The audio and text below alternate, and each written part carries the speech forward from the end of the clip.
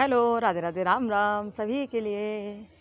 हाँ देखिए, हम लोग एम.एड सेकंड सेमेस्टर के लिए देख रहे हैं। अब कल आपका पेपर है एम.एड सेकंड सेमेस्टर का पेपर 201, है ना। और 201 में अभी हमने केवल फर्स्ट और सेकंड यूनिट देखी हैं।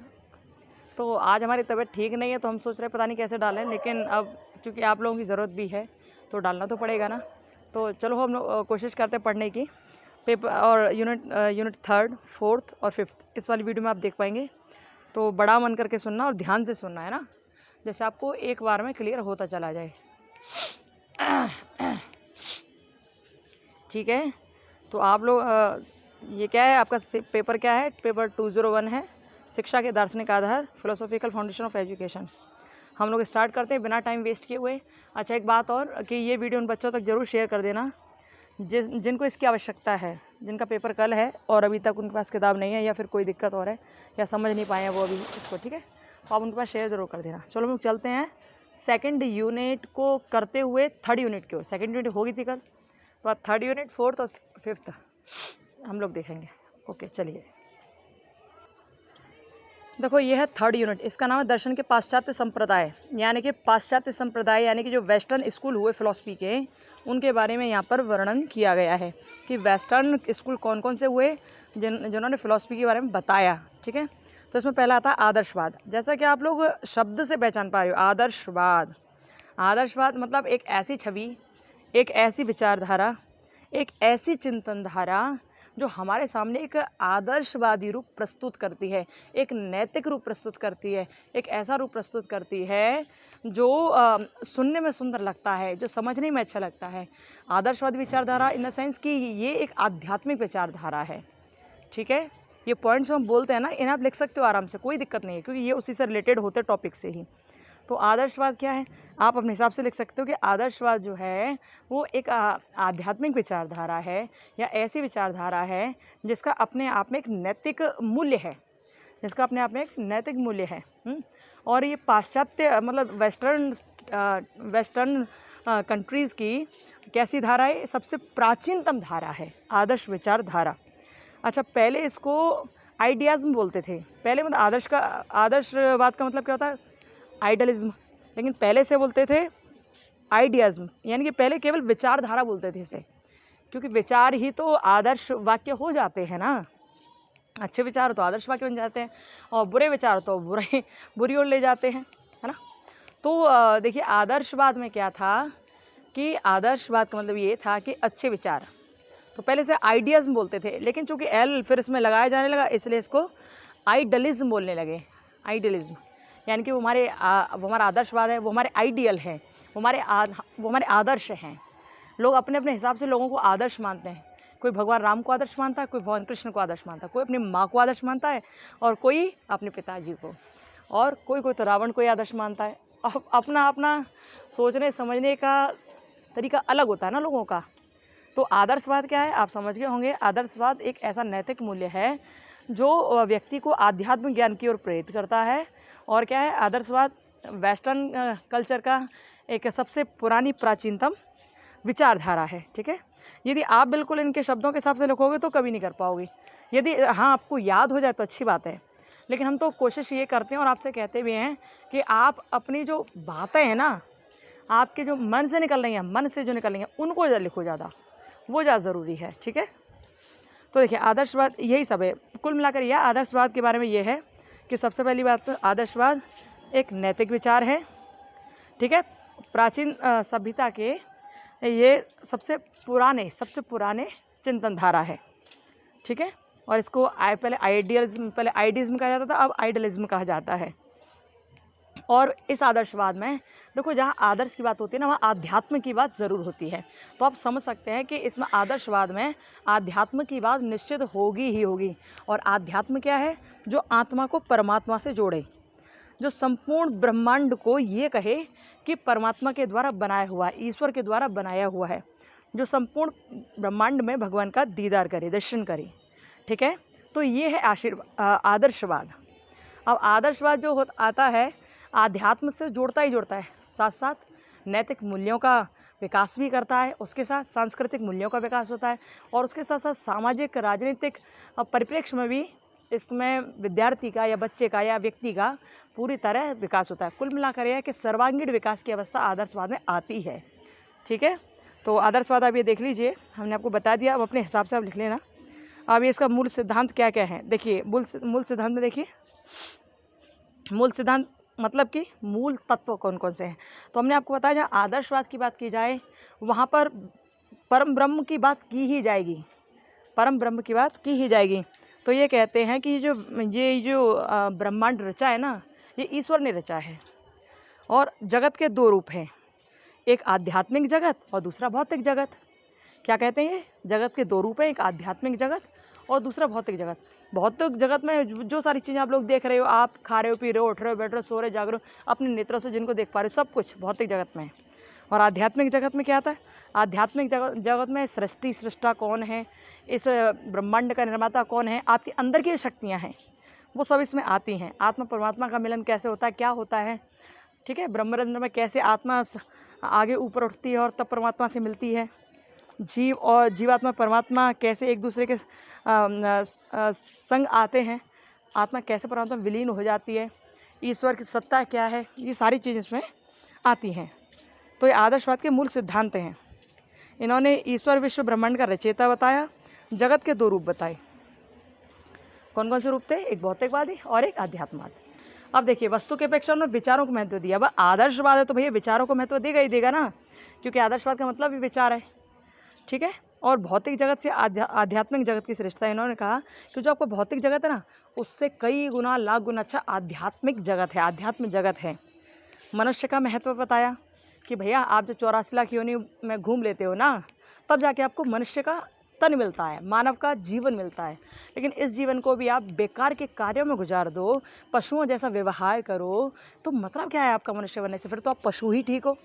कुछ लोग पशुओं से भी ज़्यादा बेकार करते हैं, देख रहे हो आप, पशुओं से भी ज़्यादा बुरे होते हैं कुछ लोग, जानवरों की तरह व्यवहार करते हैं। तो भैया उनको, वो तो जानवर ही हों, वही अच्छा है। फिर मानवों के पास तो सोचने समझने की क्षमता भगवान ने दी है, तो उन्हें उसका यूज़ करना चाहिए। ठीक है, तो ये सारी बात कहते हैं। और क्या कहते हैं, मानव विकास की भौतिक एवं आध्यात्मिक शक्तियों पर निर्भरता है। किसकी, मानव की। जब मानव का विकास कैसे कैसे हो सकता है इनके समझ में, कि यदि आप भौतिक और आध्यात्मिक शक्तियों का ध्यान रखें तो आपका विकास हो सकता है, मानव का विकास हो सकता है। अच्छा, और एक बात और, इसका अंतिम उद्देश्य क्या है या फिर अंतिम उद्देश्य क्या है। अंतिम उद्देश्य है आत्मानुभूति। आत्मानुभूति क्या चीज़ है, आत्म की अनुभूति कर लेना, स्वयं को जान लेना, सेल्फ रियलाइजेशन, कि आप स्वयं को जान जाओ। आज के ज़माने में क्या बहुत टाइम से ये है कि लोग स्वयं को नहीं जानते कि मैं हूँ कौन, मेरा अस्तित्व क्या है, मैं क्यों हूँ यहाँ, मैं आया क्यों हूँ, मुझे करना क्या है, मेरा जीवन का लक्ष्य क्या है। लोग ये नहीं जानते हैं, नहीं जानते तो यहाँ से वहाँ भटकते फिरते हैं, है ना। तो आत्मानुभूति का मतलब स्वयं को जान लेना, अपनी अनुभूति कर लेना, ये अंतिम उद्देश्य है इसका। और उसके अलावा मनुष्य की जड़ प्रकृति से श्रेष्ठता। ये जड़ प्रकृति कैसी है, ये जहाँ सांख्य शास्त्र में प्रकृति को जड़ बताया है, लेकिन पुरुष के साथ मिलकर प्रकृति क्या कर देती है, इस संसार की सृष्टि कर देती है ना, सृष्टि की रचना कर देती है। वहीं पर यहाँ पर मनुष्य की जो जड़ प्रकृति से श्रेष्ठता है, यानी कि जो मनुष्य है ना, वो इस जड़ प्रकृति से श्रेष्ठ है, क्योंकि वो उसके द्वारा ही रचित है, ईश्वर के द्वारा रचित है वो। ओके, और यदि वो अच्छे कर्म करे तो वो चैतन्यता को प्राप्त कर सकता है और देवत्व की प्राप्ति कर सकता है, ऐसा कहता है आदर्शवाद। ओके, आगे चलते हैं हम लोग। तो ये सब पॉइंट्स आप ध्यान रखना कि इनके क्या क्या विचार हैं आदर्शवाद के ये। अब देखिए, आध्यात्मिक सत्य तथा मूल्यों में विश्वास। आदर्शवाद हमेशा ही आध्यात्मिक मूल्यों में और सत्यों में विश्वास रखता है। ठीक है, व्यक्ति के व्यक्तित्व पर ध्यान देता है कि व्यक्ति के व्यक्तित्व का विकास होना चाहिए। आध्यात्मिक मूल्यों के लिए नैतिक आचरण की आवश्यकता है। जैसा कि हमने आपको बता ही दिया है कि आदर्शवाद जहाँ भी आ जाए तो वहाँ नैतिक मूल्य आएंगे, वहाँ सांस्कृतिक मूल्य आएंगे, वहाँ पर व्यक्ति का सर्वांगीण विकास होगा, वहाँ पर आत्मा से परमात्मा की बात कही जाएगी, वहाँ पर इस सृष्टि को इस ब्रह्मांड को ईश्वर द्वारा रचित बताया जाएगा, वहाँ पर लोगों का सम्मान सत्कार करना बताया जाएगा, वहाँ पर टीचर को सर्वश्रेष्ठ बताया जाएगा। टीचर को ऐसा बताया जाएगा मानो वो कोई आप्त पुरुष हो। ठीक है, तो ये सारी चीज़ें वहाँ पर आएंगी ही आएंगी। आध्यात्मिक मूल्य आएंगे, नैतिक आचरण आएंगे और राज्य एवं सर्वोच्च सत्ता। देखो यहाँ पर राज्य एवं सर्वोच्च संस्था मतलब क्या है, ये कहते हैं कि भैया मनुष्य तो उच्च है ही, लेकिन मनुष्य से भी उच्च है समाज, समाज से भी उच्च है राज्य, और राज्य से भी उच्च, दुनिया से उच्च है परमात्मा। ठीक है, तो ये राज्य को ऊंची सत्ता देता है, सर्वोच्च सत्ता देता है मनुष्य के सामने। ठीक है, और देखिए भिन्नता में एकता का समर्थन, आदर्शवादी जो है वो कहते हैं वसुधैव कुटुंबकम है।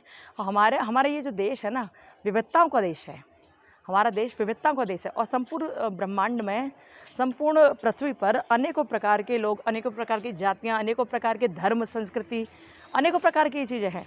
लेकिन आदर्शवाद कहता है कि भैया सब अपने हैं, कोई पराया नहीं है, सबसे प्रेम करो, कोई किसी का दुश्मन नहीं है, सब आपके अपने ही हैं, तो भिन्नता में एकता का दर्शन करो आप।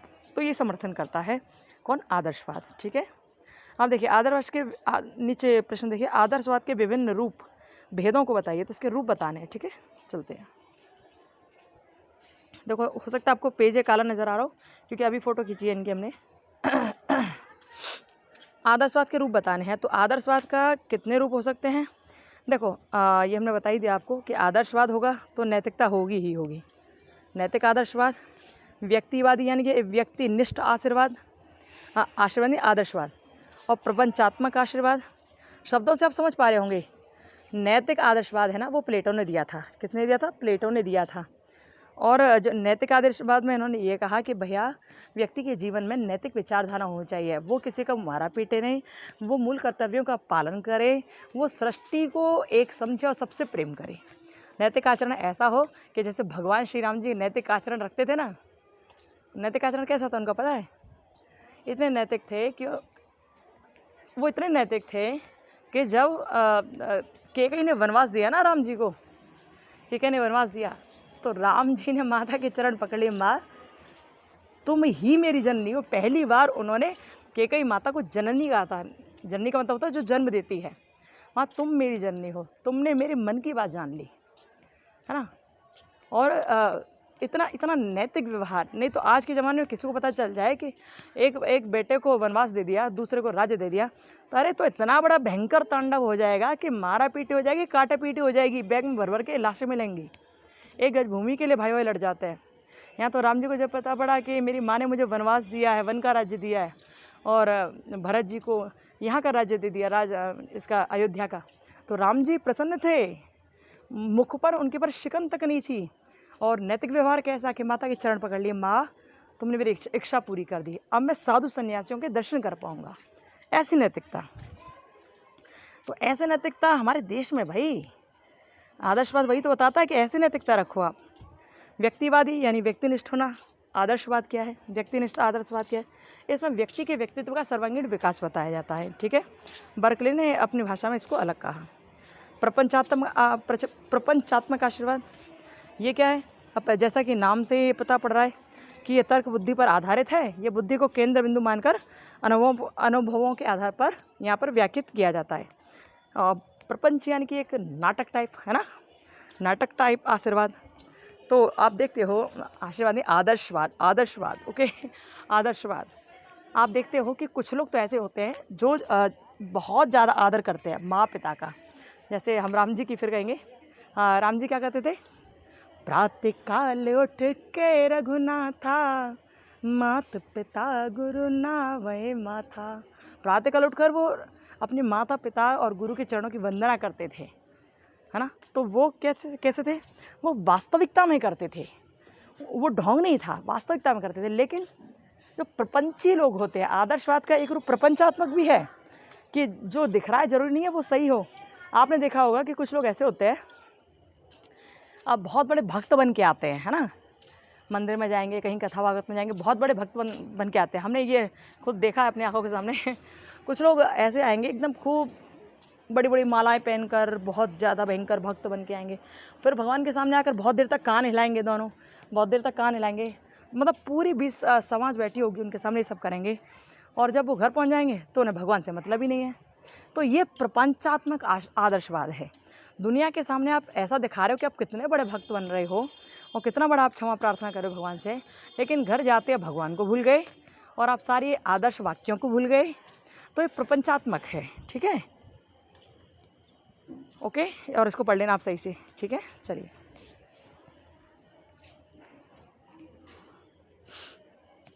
अब देखिए, वस्तुनिष्ठ आदर्शवाद और आधुनिक आदर्शवाद, भारतीय आदर्शवाद, ये सब आप पढ़ लेना। ये ऑब्जेक्टिव आदर्शवाद है। हीगल ने इसके बारे में बहुत सारी बातें कही थी।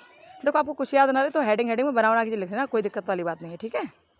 आधुनिक आदर्शवाद कैसा है, जो हमने आपको बताया कि कैसे कैसे बढ़ रहा है, क्या क्या हो रहा है। आदर्शवाद का जो जन्म हुआ था ना, वो जर्मनी में हुआ था। देखो ये तो कहने वाली बात है कि जर्मनी में आदर्शवाद का जन्म हुआ था, या 18वीं या 19वीं शताब्दी में या 17वीं शताब्दी में हुआ था, ये कहने वाली बात है। नहीं तो अपने भारत में तो जब से ये भारत हुआ, जब से ये सृष्टि रची गई और जब से इस पृथ्वी पर सनातन परंपरा आई, सनातन परंपरा सतयुग से थी और कलयुग तक है और हमेशा रहेगी। सनातन का मतलब क्या होता है? शाश्वत। शाश्वत का मतलब जो कल था आज हमेशा रहेगा, ठीक है। तो परम पुरातन यही धर्म है, सनातन धर्म। तो क्या था कि पहले इसमें तो ये दे रखा है कि जो आदर्शवाद का जन्म हुआ ना, वो जर्मनी से हो भैया। जर्मनी में तो अब हुआ है, लेकिन अपने यहाँ प्राचीन काल से चला आ रहा आदर्शवाद, प्राचीन काल से बहुत टाइम से चला आ रहा है ना। लेकिन क्योंकि आधुनिक टाइम की कह रहे हैं तो भैया भारत में तो शुरू से ही आदर्शवाद रहा है, लेकिन बीच में जब ये आक्रांता आए बाहर से निकल के, इन्होंने रेड मार दी अपने देश की। पर जब ये मुग़ल दिल्ली सल्तनत और मुग़ल काल ये सब हुआ, उसके बाद फिर ये अंग्रेज़ आए, तो अंग्रेज़ों ने बहुत रेड पीटे हमारे धार्मिक ग्रंथों के, हमारे नैतिक विषय वस्तुओं की। तो उसी टाइम की बात बता रहे हैं ये लोग, जब अंग्रेज़ आए उस टाइम की, और कुछ हद तक मुग़ल भी थे उस टाइम की बात बता रहे हैं। तो ये कह रहे हैं कि आदर्शवाद का जन्म हुआ ना, वो जर्मनी में हुआ, क्योंकि यहाँ तो अनेक प्रकार की विषमताएं थी। भारत में बहुत सारी विषमताएं बैठ गई थी, बहुत सारे लोग यहाँ आए थे बाहर के, तो विषमताएं पैदा कर दी उन्होंने। तो क्या हुआ, आदर्शवाद का जन्म हुआ वो जर्मनी में हुआ, ठीक है। आगे देखिए, भारतीय आदर्शवाद। भारतीय आदर्शवाद के विषय में यदि आप लिखो तो ये लिख देना कि वैदिक काल से ही, और वैदिक काल से कहो कि सतयुग से ही हमारे यहाँ तो आदर्शवाद भैया था, स्टार्ट में यही हुआ और आदर्शवाद बढ़ता चला गया और अब तक चल रहा है अपने यहाँ। तो भारतीय आदर्शवाद में भैया आत्मा परमात्मा को सर्वश्रेष्ठ माना गया है कि हमारे जीवन का परम लक्ष्य क्या है? परमात्मा की प्राप्ति, ठीक है। अब प्रश्न देखिए तीसरा, आदर्शवाद मुख्य उद्देश्य क्या है इसका प्रमुख? देखो इसमें आपको बहुत सारी चीज़ पढ़नी है अभी और टाइम है कम, तो हम शॉर्ट में करेंगे और जल्दी करेंगे, ठीक है। अब हम शिक्षा के प्रमुख उद्देश्य वगैरह देखेंगे आदर्शवाद के, और आदर्शवाद ने शिक्षा में क्या योगदान दिया वो देखेंगे। ये क्या हो जाता बार बार? आदर्शवाद और शिक्षा के उद्देश्य क्या क्या है? तो आदर्शवाद शिक्षा के उद्देश्य सबसे पहले आत्मानुभूति। आदर्शवाद क्या कहता है शिक्षा के उद्देश्य में कि पहले आत्मानुभूति होना जरूरी है, यानी आत्म की अनुभूति। और आत्म अनुभूति का मतलब क्या है? सेल्फ रियलाइजेशन, है ना। अब जो सेल्फ रियलाइजेशन होगा उसमें किसकी अनुभूति होनी चाहिए? ईश्वर की प्राप्ति की। ईश्वर कैसे प्राप्त करना है? मैं कौन हूँ, मेरी आत्मा कौन है, क्या आत्मा और परमात्मा एक हैं, इन सब चीज़ों के बारे में विचार करना है। मतलब स्वयं को पहचानना है, अपनी अनुभूति कर रही हैं, ठीक है। अब जब अपनी अनुभूति हो जाएगी ना, तो उसके बाद फिर विकास का मार्ग प्रशस्त होगा, विकास फिर आपका होने लगेगा, बालक का विकास होने लगेगा। तो आदर्श शिक्षा के उद्देश्य क्या है? पहला आत्मानुभूति। जब आत्मानुभूति हुई तो उसके बाद ही सारे विकास के यहाँ पर क्रम चलते हैं। शारीरिक विकास, सामाजिक विकास, मानसिक विकास, आध्यात्मिक विकास, इनको आप इस तरह से लिख सकते हो। शारीरिक विकास जो होता है उसमें शरीर का विकास किया जाता है, उसमें आपका प्राकृतिक रूप से डेवलपमेंट होता है, ठीक है। और फिर उसके बाद यहाँ पर शारीरिक मानसिक विकास है, तो शरीर के विकास के साथ साथ मन का भी विकास, ठीक है। आओ, शरीर का विकास कैसे हो? ऐसा नहीं है कि अपच भोजन करते रहो, आप अभज्य भोजन करते रहो, आप मीट वीट खा रहे हो, आप जानवरों को खा रहे हो और फिर कहो कि आप सात्विक विचार रख रहे हो या आदर्शवाद अपना रहे हो या आपके शरीर का अच्छा विकास हो रहा है ना। बिल्कुल मत समझना, जैसे आप खा रहे हो ना, एक दिन वो भी आपको खाने वाला है, ठीक है। कोई खाता हो तो बुरा मत मान लेना, लेकिन वास्तविकता है। कोशिश ये करो कि आप भारत में हो तो सनातनी परंपरा अपनाओ और अच्छा भोजन करो, ठीक है। आप किसी को मानो, कोई आपका देव हो, आपकी इच्छा है, लेकिन ऐसा भोजन करो जो पच जाए आराम से और आपको दिक्कत खड़ी न करे, ठीक है। खैर आपकी इच्छा आगे। दो शारीरिक विकास, मानसिक विकास, सामाजिक एवं सांस्कृतिक विकास, नैतिक एवं चारित्रिक विकास, ये सब विकास इसमें आते हैं। ये शिक्षा के उद्देश्य हैं कौन कौन से? पहला आत्मानुभूति, दूसरा शारीरिक विकास और मानसिक विकास, और तीसरा क्या है? नैतिक विकास, सांस्कृतिक विकास, सामाजिक विकास, ठीक है, नैतिक और चारित्रिक विकास। इस तरह आप लिख देना, ठीक है।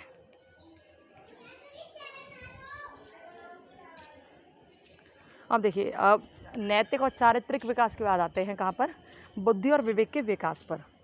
जब आप आदर्शवाद अपनाते हो ना, तो आदर्शवाद जोर देता है, ये शिक्षण पद्धतियाँ हैं, ये शिक्षण के बारे में बताया जा रहा है कि ऐसा शिक्षण हो जो बुद्धि और विवेक का विकास करे। ऐसा ही ना हो कि जहाँ तक बच्चा है वहीं तक बस पढ़े रखे, रोज़ ABCD पढ़ाए, रोज़ ABCD पढ़ाए, ऐसा नहीं होना चाहिए। बच्चे का विकास करे, बुद्धि का विकास करे, ऐसे तार्किक चीज़ों को रखे उसके सामने कि बच्चा सीख पाए कि हाँ क्या है और क्या नहीं है, ठीक है। बुद्धि तथा विवेक का विकास, मूल प्रवृत्ति का आध्यात्मिक प्रवृत्ति में रूपांतरण। जो व्यक्ति की मूल प्रवृत्ति होती है ना, जो ज्ञानेंद्रियों से जो बच्चा सीख रहा है, कोई भी बात सीख रहा है, कुछ भी करना, देखना, भारना सीख रहा है, तो उन मूल प्रवृत्तियों को आध्यात्मिक प्रवृत्ति की ओर ले जाए। मूल प्रवृत्ति क्या है? जैसे भूख लगना, प्यास लगना, हाँ, भूख लगना, प्यास लगना और अपनी शरीर की इच्छाओं को पूरी करना ना, ये सारी चीज़ें ऐसी होती हैं, मूल प्रवृत्तियाँ होती हैं। क्रोध आएगा आपको और प्रेम होगा, है ना, ये सारी चीज़ें हैं। तो ये सब मूल प्रवृत्तियाँ हैं, ये नेचुरल चीज़ हैं, इनसे कोई दूर नहीं हट सकता। लेकिन जो अपनी नेचुरल चीज़ है ना, उन्हें आध्यात्म की ओर पहुँचा देना। तो मूल प्रवृत्ति का आध्यात्मिक प्रवृत्ति में रूपांतरित करना है। जैसे आप भोजन करते हो, ठीक है, क्योंकि आपकी मूल प्रवृत्ति है, भोजन आपको करना ही करना है, भूख लगेगी, भोजन करना ही करना है। लेकिन इसे आध्यात्मिक की ओर कैसे ले जाएं? आध्यात्मिक की ओर आपको ऐसे ले जाना है कि जैसे मूल प्रवृत्ति है भूख लगना, भूख लगी तो भोजन आप कर रहे हो, तो मूल प्रवृत्ति भोजन में तो कर रहे हो आप मूल प्रवृत्ति के अनुसार। लेकिन आध्यात्मिक की ओर इसे कैसे ले जाओगे? आध्यात्मिक की ओर ऐसे ले जाओ कि जब आप बैठो, आपके सामने भोजन की थाली हो, तो आप क्या करोगे? थाली सामने रखकर, पानी का गिलास हाथ में लेकर थाली के चारों ओर घुमाओगे और भगवान से कहोगे, अन्नं ब्रह्मा रसं विष्णु भोक्ता देव जनार्दन एवं ध्यात्वा तथा ज्ञात्वा अन्न दोषेन लिप्यते। ऐसे मंत्र बोला आपने तो सब कह दिया कि अन्न में ब्रह्मा है और रस, और ये भोजन का जो रस है उसमें विष्णु है ना। आपने ब्रह्मा विष्णु महेश सबको याद कर लिया ऐसे श्लोक में और कह दिया भगवान आपके द्वारा दिया हुआ भोजन है, आपको पहले भोग लगाया जा रहा है, फिर आप इसकी प्रसादी बनाकर मुझे ग्रहण कराइएगा। तो भैया देखिए, अब आपने जो आपकी मूल प्रवृत्ति थी भोग लगाने की, भोजन करने की, मूल प्रवृत्ति को आपने आध्यात्मिक प्रवृत्ति की ओर कर दिया, यानी कि भगवान का आपने नाम ले लिया, भगवान को भोग लगा दिया, तो वही तो आपकी आध्यात्मिक प्रवृत्ति हो गई। ऐसे आप हर प्रवृत्ति को आध्यात्मिक की ओर ले जा सकते हो, ठीक है। ये कौन कहता है? ये कहता है आदर्शवाद। अब देखिए, पवित्र जीवन के लिए तैयार करना। एक बात हमेशा याद रखना, जो लोग कहते हैं ना भगवान नहीं होते और इसलिए जो कुछ कर रहे हो करते रहो, है ना, तो ऐसे लोग ही बहुत जल्दी पाप करते हैं और कुछ भी नहीं सोचते कि वो कर रहे हैं उसका उन्हें फल भोगना पड़ेगा कि नहीं भोगना पड़ेगा, वो लोग नहीं सोचते हैं। लेकिन जब पाप कर जाते हैं ना, बुरी तरह से मरते हैं, तब उनको बहुत रोना आता है मरते टाइम, बहुत दिक्कत आती है उनको मरते टाइम। लेकिन जब आप धार्मिक हो जाते हो, आध्यात्म की ओर चले जाते हो, तो ये ध्यान रखना, जो आध्यात्मिक व्यक्ति होता है ना, ये तो इसने वास्तव में जरा भी आध्यात्मिकता को ग्रहण किया है तो वो पाप नहीं कर सकता। पाप करने से पहले 1000 बार सोचेगा, 100 बार सोचेगा कम से कम, कह रहे भाई मैं ये काम कर कैसे दूँ, मुझे इसका भोग भोगना पड़ेगा। इसलिए कहते हैं कि पाखंड की दुनिया से हटकर थोड़ा आध्यात्म की ओर जाओ, इससे आपका मानसिक विकास होगा, नैतिक विकास, चारित्रिक विकास, सांस्कृतिक विकास, मौलिक विकास, सारे विकास होंगे इसके आपके, ठीक है।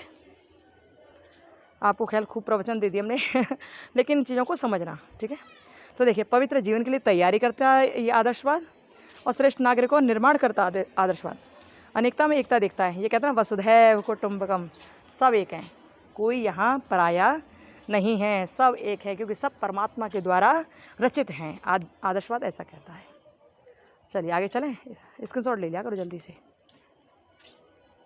ये हो गया था क्या? देखिए शिक्षण विधियों में क्या क्या है।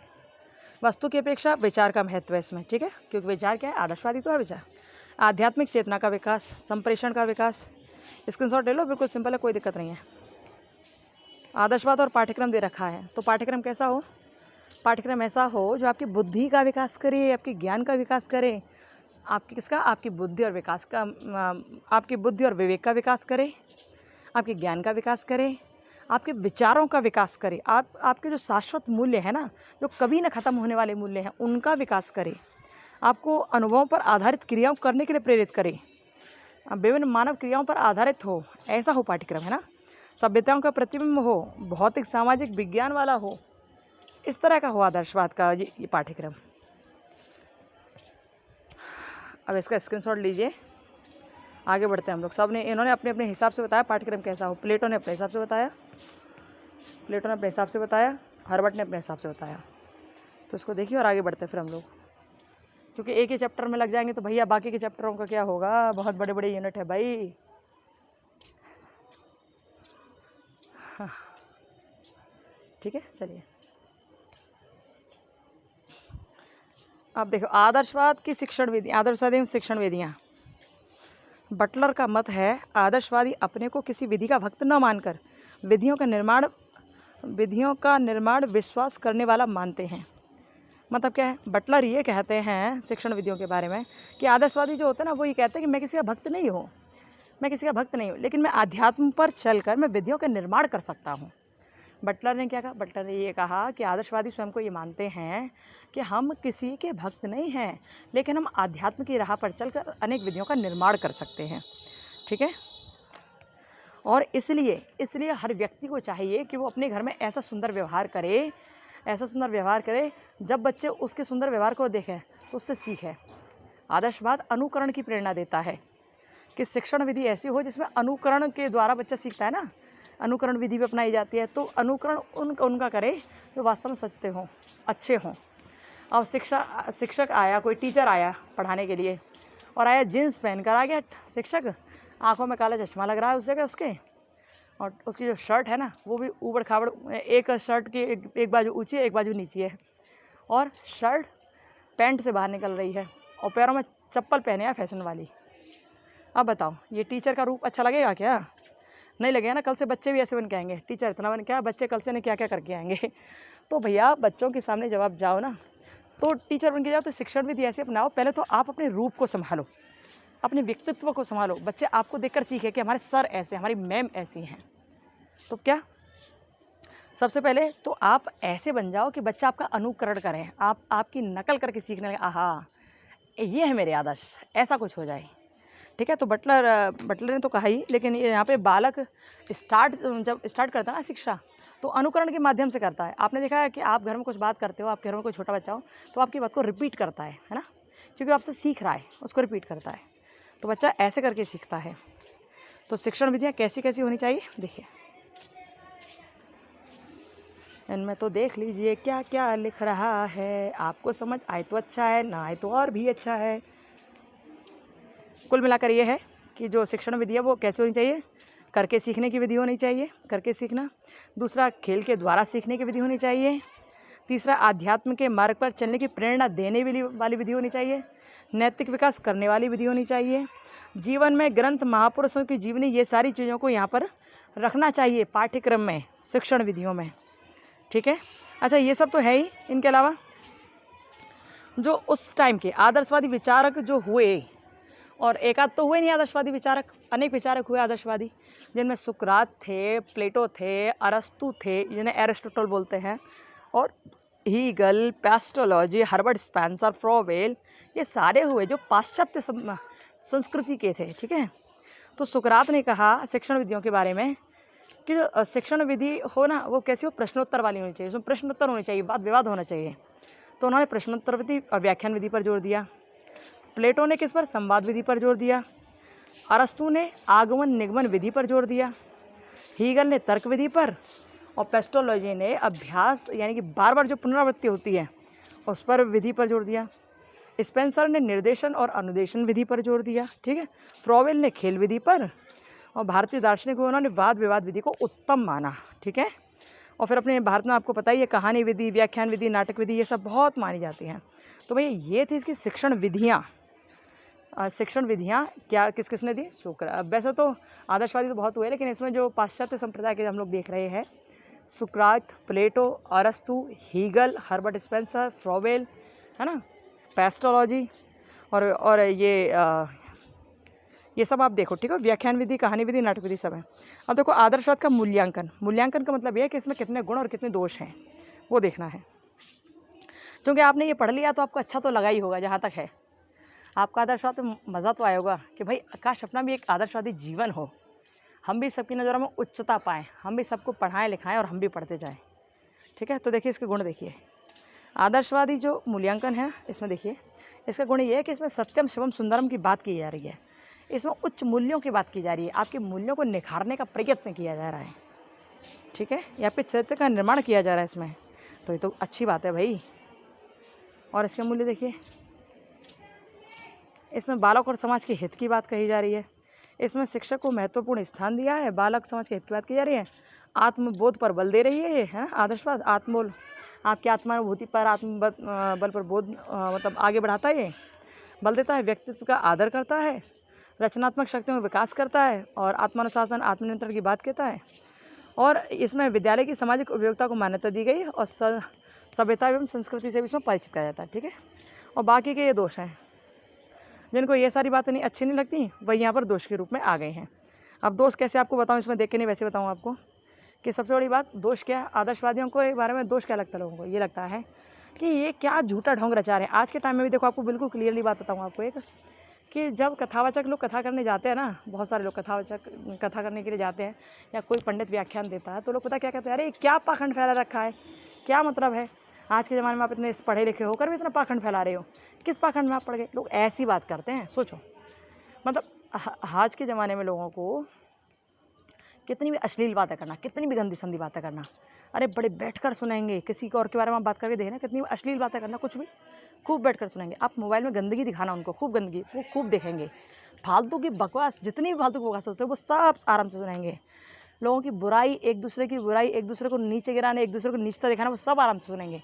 लेकिन जब बात ये आती है ना, कथा प्रवचन की बात आती है कि कोई व्यास मंच पर बैठकर कोई अच्छा उपदेश दे रहा है, कोई समझाने की कोशिश कर रहा है, आपको अच्छी बातें बता रहा है, तो कहते हैं क्या पाखंड रचा रखा है यार, क्या ढोंग रचा रखा है। धर्म की बात की जाए ना तो लोगों की आग सी लग जाती है, अरे क्या यार, हमको नहीं धार्मिक बनना, हमारे यहाँ तो सब समान है, सब एक हैं। हाँ ठीक है भाई, सब समान है, एक हैं, ये हम भी कहते हैं, लेकिन ये देखो ना कि कोई तुमको काट रहा है तो भाई कोई तुम्हारे धर्म ग्रंथों को जला रहा है, कोई तुम्हारे देवी देवताओं की नंगी मूर्ति लगा रहा है और तुम कह रहे हो सब एक है। वो ये कह रहा है कि तुम हमारे साथ हो ही नहीं और तुम फिर उससे गले लगा रहे हो, तो मरोगे ना। तो इतनी भी बुद्धि भ्रष्ट नहीं होगी कि उसके अनुसार ही चलो, अपनी बुद्धि का यूज़ करो और अच्छे काम करो। ठीक है, तो ऐसे लोगों को आदर्शवाद बुरा लगता है कि यार क्या प्रपंच रचा रखा है, क्या बेकार की चीज़ें हैं ये। ठीक है, और इसमें देखो इनका ये बताते हैं, दोष बताते हैं इसमें कि ये मन पर अधिक बल देता है, बौद्धिकता की आवश्यकता और इसमें प्रोत्साहन दे रहा है। तो भैया बुद्धि ज़्यादा होगी तो आपका ही तो भला है, लेकिन खैर इसके अवगुण बताए गए हैं, तो देख लीजिए आप, इसको स्क्रीनशॉट लीजिए और हम लोग आगे बढ़ते हैं। अब आता प्रकृतिवाद। देखो इसको बहुत ज़्यादा बढ़ा चढ़ाकर हम नहीं बताने वाले हैं, बस आप ध्यान से सुनना, क्योंकि बहुत सारे वाद रह गए हैं इसमें। प्रकृतिवाद का मतलब प्रकृति से रिलेटेड वाद, प्रकृतिवाद का मतलब है प्रकृति से रिलेटेड बात। अच्छा, प्रकृतिवाद को रूसो से रिलेट करके पढ़ना। रूसो प्रकृतिवाद के जनक माने जाते हैं, आगे चल के उनका भी चिंतन आपको देखने को मिलेगा इसी पेपर में। तो प्रकृतिवाद का मतलब है नेचुरलिज्म, यानी कि बच्चे को शिक्षा दो तो नेचर की गोद में बैठा कर दो। बच्चे के लिए ऐसी शिक्षा होनी चाहिए कि एक तो उसके पास कोई किताब कॉपी नहीं होनी चाहिए, कोई बस्ता नहीं होनी चाहिए, ये सारी चीज़ें फालतू की चीज़ें हैं, कोई पेन वेन की ज़रूरत नहीं है। आराम से वो प्रकृति की गोद में बैठकर पढ़े, पेड़ों के नीचे आराम से शिक्षा दीक्षा ग्रहण करे, जैसा कर रहा करने दो, जैसा सीख रहा सीखने दो, सारी स्थिति प्रकृति के ऊपर छोड़ दो, प्रकृति अपने आप उसे सचेत कर देगी, प्रकृति अपने आप उसे बना देगी, कोई दिक्कत वाली बात कहीं नहीं है। ठीक है, और ये जो ब्रह्मांड बनाया ये प्रकृति ने बनाया है, भगवान ने, प्रकृति ने बनाया है इसको। हालांकि प्रकृतिवादी जो है वो इस प्रकृति के ऊपर भगवान को मानते हैं, लेकिन उन्होंने प्रमुख सत्ता प्रकृति को ही दी है, प्रमुख सत्ता प्रकृति ही मानी है उन्होंने। ठीक है, तो ये प्रकृतिवाद इस तरह की बात को कहता है, लेकिन क्या कहता है प्रकृतिवाद जो है वो प्रकृति को तो सर्वश्रेष्ठ मानता ही है, ईश्वर की सत्ता का थोड़ा ये तो कहता है हाँ ठीक है, लेकिन स्वीकार नहीं करता कि ईश्वर की सत्ता है या नहीं है, क्योंकि ईश्वर की सत्ता स्वीकार कर ली तो प्रकृति से ऊपर मानना पड़ेगा, क्योंकि प्रकृति से ऊपर क्या, दुनिया से ऊपर है ईश्वर, तो है ना।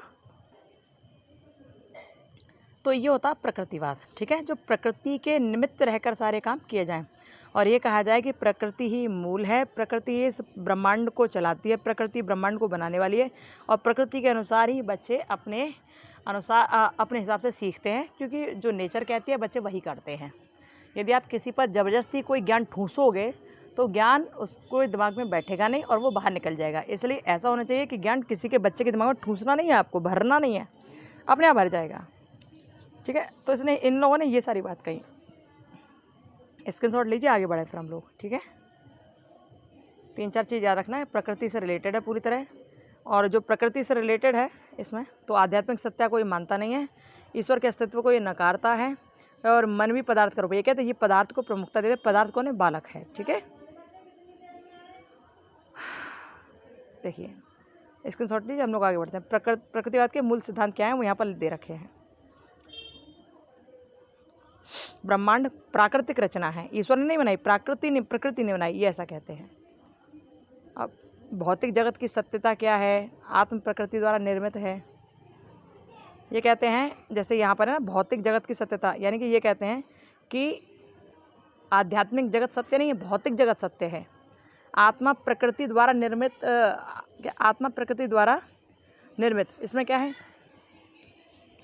ये आत्मा को तो मान रहे हैं, ठीक है, आत्मा है, ठीक है, आत्मा है, लेकिन ईश्वर को नहीं मान रहे हैं। ठीक है, आत्मा तो है लेकिन ईश्वर को नहीं मानते हैं। और ये कहते हैं कि जो पदार्थों का निर्माण होता है ना, वो कैसे होता है? वो होता है परमाणुओं के संयोग करने से। ठीक है, तो प्रकृति द्वारा निर्मित है आत्मा, ऐसा कहते हैं। चलो आगे देखो, मानव सृष्टि की सर्वोत्तम रचना है। मानव क्या है? इस संसार की सबसे उच्च रचना है। मानव ही ऐसा है जिसमें बुद्धि, विवेक, सब कुछ होता है, सोच समझ के सारे काम कर सकता है। मनुष्य का विकास एक प्राकृतिक प्रक्रिया है। तो मनुष्य जैसे विकास करता है ना, उसकी एक नेचुरलिज्म है, प्राकृतिक प्रक्रिया है, नेचुरल प्रोसेस है ये, इसमें कोई कुछ नहीं कर सकता, ये लोग ऐसा कहते हैं। ठीक है, जीवन का लक्ष्य क्या है? सुख की प्राप्ति। सुखी जीवन के लिए प्राकृतिक जीवन को अनिवार्यता मानी है इन्होंने। प्राकृतिक जीवन में समायोजन का महत्व, देखो सारी हेडिंग ईजी हैं, स्क्रीनशॉट ले लो, आगे बढ़ते हैं। अभी बहुत सारा है इसमें। ठीक है, अभी तो स्टार्ट हुआ है भैया, बहुत सारा स्क्रीनशॉट लीजिए, आप जल्दी बढ़ें आगे। फिर प्रकृति अच्छी बात है तो प्रकृति से बिल्कुल जोड़ देना, अपने हिसाब से सारी चीज़ लिख देना उसमें कि प्रकृति में क्या क्या होता है, कैसे कैसे होता है, और प्रकृति में रहकर आपको क्या अच्छा लगता है। ठीक है, अब देखिए प्रकृतिवाद के रूप भेद, तो इसके क्या क्या रूप हैं? 3 रूप बताए गए हैं, भौतिकवादी प्रकृतिवाद, यंत्रवादी और जीव विज्ञानवादी। भौतिकवादी जो आप देख रहे हो, इंद्रियों के द्वारा जो अनुभव किया जा रहा है वो भौतिकवादी है। ओके, इसको थोड़ा ले लो, हमने इसमें वो कर दिया ना हाईलाइट, आप आराम से इनको याद कर लेना, कोई दिक्कत नहीं है। चलिए, आप समझ पा रहे होंगे भौतिकवादी का मतलब क्या है, जो आपको नज़रों से दिखाई दे रहा है ना सारी चीज़ें। यंत्रवादी का मतलब क्या है? मैकेनिकल यानी मशीनों के द्वारा किया हुआ जो वातावरण है, मशीनों के द्वारा तैयार किया हुआ वातावरण जो भी है वो सब। और जीव विज्ञानवादी तो भैया ऑरिजिन ऑफ स्पीसीज में है, डार्विन ने बड़ी अच्छी तरह से बात कही थी, जीव अपने हिसाब से विकास करता है, अपने हिसाब से उसकी गर्दन लंबी होती है और अपने हिसाब से उसकी गर्दन छोटी रह जाती है। जिराफ लंबी गर्दन की वजह से पेड़ों के पत्तियों को खा सकता है, लेकिन वहीं पर किसी छोटे जानवर की बात की जाए वो वहीं नीचे नीचे अटक जाता है। तो इस तरह की बात कही थी ना, प्रकृतिवादी तो थे डार्विन, जिन्होंने ऑरिजिन ऑफ स्पीसीज लिखी थी, प्रजातियों की उत्पत्ति। ठीक है, अब यहाँ आते हैं प्रकृतिवाद के अनुसार शिक्षा के उद्देश्य। देखो एक बात ध्यान रखो, ये अधिकतर लोगों ने आध्यात्म को नकारा है क्योंकि लोग वास्तविकता को स्वीकार करना ही नहीं चाहते हैं, इसलिए, है ना। खैर छोड़ो, अपनी अपनी मानसिकता। आप में से भी जितने वीडियो देख रहे होंगे, कुछ आदर्शवाद को मानता है तो कुछ प्रकृतिवाद को, कुछ अस्तित्ववाद को मानेगा तो कुछ यथार्थवाद को मानेंगे। अपना अपना हिसाब है ना। अब ज़रूरी थोड़ा ना कि जो हम सोच रहे हैं वैसे ही आप सब भी सोच रहे हो सबका अपना अलग अलग गुण होता है। तो अब देखिए प्रकृतिवाद के अनुसार शिक्षा के उद्देश्य क्या है, इसका मूल्य क्या है, प्रकृति की ओर लौटो नारा क्यों दिया गया था? तो यहाँ पर रूसों ने नारा दिया था प्रकृति की ओर लौटो। अब क्यों लौटो? इसलिए लौटो कि उस टाइम ऐसा था कि आदर्शवाद का अस्तित्व ज़्यादा बढ़ रहा था, आदर्शवाद बढ़ता जा रहा था, और वहाँ पर आदर्शवाद बढ़ेगा तो भाई आध्यात्म बढ़ेगा, आध्यात्म बढ़ेगा तो साधु संत जगत में पैदा होंगे और अनेक प्रकार की बातें होंगी, धर्म के लोग ज़्यादा अग्रसर होंगे। अच्छा एक बात और बताऊँ आपको कि जब किसी चीज़ की संसार में अति हो जाती है ना, तो फिर वो सब कुछ खराब कर देती है। फिर यदि आप धर्म को लिमिट से ज़्यादा समझने लगोगे, समझने का मतलब गलत तरह से समझना, धर्म क्या होता है? तो धारण किया जाए, धार्यति इति धर्म, कहा ना, धर्मो रक्षति रक्षतः। तो धर्म की रक्षा करते हैं, धर्म उसकी रक्षा करता है, बिल्कुल सही वास्तविकता है। तो इसके लिए सबसे पहले धर्म को जानना आवश्यक है कि आपका धर्म है क्या। धर्म क्या है? धर्म कोई ऐसा थोड़ा है कपड़ा लिया और पहन लिया हमने ना, ऐसा थोड़ा है। धर्म तो अंतःकरण में धारण किया जाता है भाई, है ना। लेकिन जब धर्म आवश्यकता से अधिक बढ़ जाता है तो वो अंधविश्वास की श्रेणी में आ जाता है, क्योंकि धर्म का एक रूप अंधविश्वास भी है। धर्म का एक रूप अंधविश्वास भी है। आज हमने एक देखा था, आज तो नहीं लेकिन कुछ दिन पहले हमने देखा था कि कोई आए थे, एक संत थे। संत तो हमको तो लगे नहीं वो संत, लेकिन हो सकता है संत हो, पर उनका बड़ा वर्चस्व, उनका नाम हम नहीं लेंगे क्योंकि हो सकता है आप में से कुछ लोग उनके शिष्य हों, तो हम उनका नाम नहीं लेने वाले हैं। लेकिन एक आए थे, तो क्या हुआ, वो अपने स्टेज पर बैठे, उन्होंने अपने अनुसार कुछ भी बोल दिया, और सिंपल वो पैंट शर्ट पहन के आते हैं, जीन्स पहनते हैं वो, तो सामने बैठे हुए थे। और बहुत, अरे वहाँ लाखों की संख्या में भीड़ थी भाई, लाखों की संख्या में भीड़ थी। और जैसे वो निकलने लगे तो जो गाड़ी जा रही थी ना, उनकी गाड़ी पर जो मिट्टी लग रही थी, कीचड़ लग रही थी, लोगों ने उस पहिए के कीचड़ को चाटा। सोचो, तो ये आस्था नहीं, ये अंधविश्वास है। जब आस्था अपने चरम सीमा पार कर जाए ना, वो अंधविश्वास की श्रेणी में आ जाती है। इसलिए आस्था भी आप रखो ना किसी पर, या धर्म में भी आप प्रवेश करो, या धर्म धारण भी आप करो, तो भी अपने मन को थोड़ा तार्किक रखना। अंधविश्वासियों की तरह हर चीज़ पर विश्वास नहीं करना, अपने माइंड का यूज़ करना थोड़ा, क्योंकि आपको भगवान ने खूब सारी बुद्धि दी है, उसका यूज करना, ठीक है। क्या सही क्या गलत है, कैसे करना है कैसे नहीं करना। तो प्रकृतिवादियों ने देखा कि भैया यहाँ पर तो अब धर्म आस्था आडंबर बनता जा रहा है, मतलब बहुत बड़ा इन्होंने ये कर रखा है कि जो सही नहीं है उसको भी सही ठहरा रहे हैं, और जो सही है उसको भी सही ठहरा रहे हैं। तो सही है वो तो सही है ही है, लेकिन गलत को सही ठहराना उचित नहीं है। कुछ लोग ढोंग रचाते हैं ना धर्म के क्षेत्र में, बहुत सारे भैया बहुत ढोंगे हैं, आप किस की सुनोगे। तो कुल मिला कर जब इन्होंने ऐसा देखा, तब इन्होंने नार दिया प्रकृति की ओर लौटो, क्योंकि नेचर से ज़्यादा कोई नहीं होता, इन्होंने ये कहा, ठीक है। आध्यात्म सर्वश्रेष्ठ है, इसमें कोई दो राय नहीं है, लेकिन आध्यात्म आस्था का विषय है, और आध्यात्म को सोच समझ के और अपने जीवन में धारण करो तो आनंद आ जाता है। लेकिन जब आप प्रपंच के चक्कर में पड़ जाते हो तो जीवन खराब हो जाता है। ओके, आध्यात्मिक सुंदर अनुभूति हमने महसूस किया है उसे। खैर, तो प्रकृतिवादियों ने इसलिए कहा प्रकृति को लौटो, ठीक है। आप स्क्रीनशॉट ले लीजिए, हमने पूरा हाईलाइट कर दिया इसको। अच्छा, एक बात बताऊँ, प्रकृतिवादियों ने क्या कहा, इसकी कुछ विशेषता थी। सबसे पहली बात कि ये ईश्वर को नहीं मानते थे। दूसरी बात, ये पुस्तकीय ज्ञान का विरोध करते थे। देखो, प्रकृतिवादी ईश्वर को मानते थे, लेकिन पूरी तरह नहीं मानते थे। कहीं ना कहीं कहते तो थे कि प्रकृति को चलाने वाली कोई सत्ता तो है, लेकिन उसका नाम ये ईश्वर नहीं लेते थे। अब भैया प्रकृति को कोई चला रहा तो वो ईश्वर ही तो है, कोई और तो नहीं है ना। वास्तविक सत्ता को पहचानते थे, लेकिन मानते नहीं थे। कुछ लोग होते हैं जो जानते हैं कि भगवान राम भगवान थे, लेकिन फिर भी कहते हैं अरे भगवान राम कोई भगवान थे क्या। तो ऐसे मूर्ख लोग भी हैं दुनिया में ना। तो अच्छा देखिए, आगे देखिए। अब प्रकृतिवादी जो थे वो हमेशा कहते थे कि कोई पुस्तक बच्चे के हाथ में मत दो, पुस्तकों का विरोध करते थे, और वो चाहते थे प्रगतिशील शिक्षा हो। निषेधात्मक शिक्षा भी उन्होंने दी। ये रूसों की कहानी है सारी। रूसों की कहानी बड़ी इंटरेस्टिंग है पढ़ेंगे हम लोग आगे। इसका स्क्रीनशॉट लीजिए, आगे बढ़ते फिर। चलिए, ये देखिए, मैं शिक्षा के उद्देश्य भी नीचे लिखे हुए हैं, इनको भी आप देखिए जल्दी से। ओके, कोई दिक्कत नहीं है कि इसमें बाल केंद्रित शिक्षा, बालक की स्वतंत्रता और इंद्रिय के प्रशिक्षण पर बल दिया उन्होंने। इंद्रियों का प्रशिक्षण कैसा? इंद्रियां जो आपकी ज्ञान इंद्रियों, कर्म इंद्रियां, आप उनके हिसाब से जैसा देखते हो, जैसा करते हो, तो वैसा ही आपका यहाँ पर विकास होता है। तो इसलिए हर एक टीचर को ये चाहिए कि बच्चों की इंद्रियों को सशक्त बनाए, बच्चों के इंद्रियों पर बल दे, मजबूत करे उन्हें, ताकि वो अच्छा देख पाए, अच्छा कर पाए, ठीक है।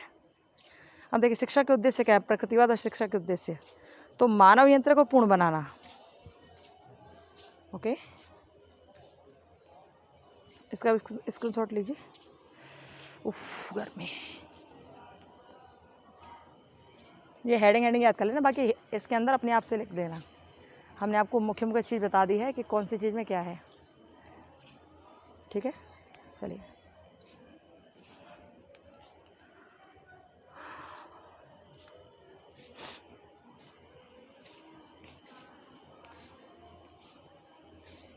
इसको हाई क्वालिटी कर लेना, देखना। अच्छा, प्रकृतिवाद एवं पाठ्यक्रम कैसा हो।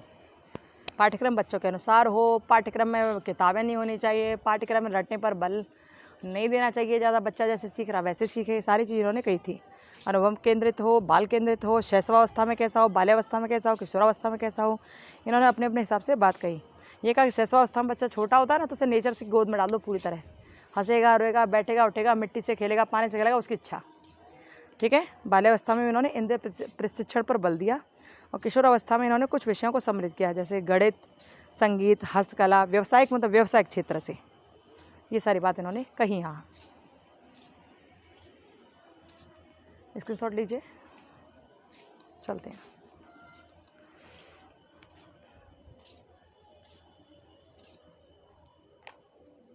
हे भगवान। अब यहाँ देखिए प्रकृतिवादी पाठ्यक्रम की विशेषता क्या है कि पाठ्यक्रम विस्तृत है, मतलब पाठ्यक्रम खूब बड़ा है, लंबा चौड़ा खूब है ना। सामंजस्यपूर्ण विकास, क्रिया कौशल पर बल दिया गया है, जीवन से संबंधित है, असंबद्ध विषय को गौण स्थान मिला है। यानी कि वो विषय जो जीवन से संबंधित हैं उनको पूरी तरह से यहाँ दिखाया गया, उजागर किया गया है, और जो जीवन से संबंधित नहीं हैं उनको यहाँ पर गुप्त रूप दिया गया, गौण रूप दिया गया है, ठीक है। शिक्षण विधियाँ कैसी कैसी होनी चाहिए, और प्रकृतिवाद के अनुसार शिक्षण विधि ऐसी होनी चाहिए जिससे विकास हो, किसका, शारीरिक, मानसिक और सामाजिक विकास हो, ठीक है, बच्चे का शारीरिक, मानसिक और सामाजिक विकास हो, ऐसी शिक्षण विधि हो। छात्र क्रिया का सिद्धांत उसमें होना चाहिए कि छात्र सक्रिय रहकर कार्य करे। प्रगतिवादी क्या कहते हैं, छात्र सक्रिय रहकर कार्य करे, ऐसा वहाँ पर हो, मतलब जैसे नाटक विधि वगैरह आती है ना, वो सारा सब कुछ करके। अब ये देखिए, आप इसको स्क्रीनशॉट लीजिए। व्यक्तित्व का सिद्धांत, यानी कि व्यक्ति का विकास पूरी तरह से ना व्यक्तित्व, क्रिया द्वारा सीखना, अनुभव द्वारा सीखना, खेल द्वारा सीखना, ये सारी चीज़ में दे रखे हैं। अब आता प्रकृतिवाद का मूल्यांकन। अब आप सोचना, अपने हिसाब से सोचना, प्रकृतिवाद अच्छा है या बुरा है।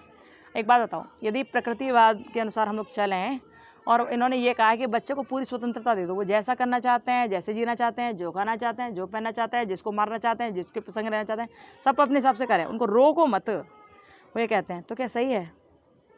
तो इसका गुण तो ये बताया, स्वतंत्रता पूर्वक जीने की बात करते हैं, लेकिन बात है इसका अवगुण ये है कि यदि आप बच्चों को इतनी खुली छूट दे दोगे तो वो अभी तो बचपन में आपको मारा, फिर बड़े होकर मारेगा, फिर रोक लेना उसको, क्या करेगा।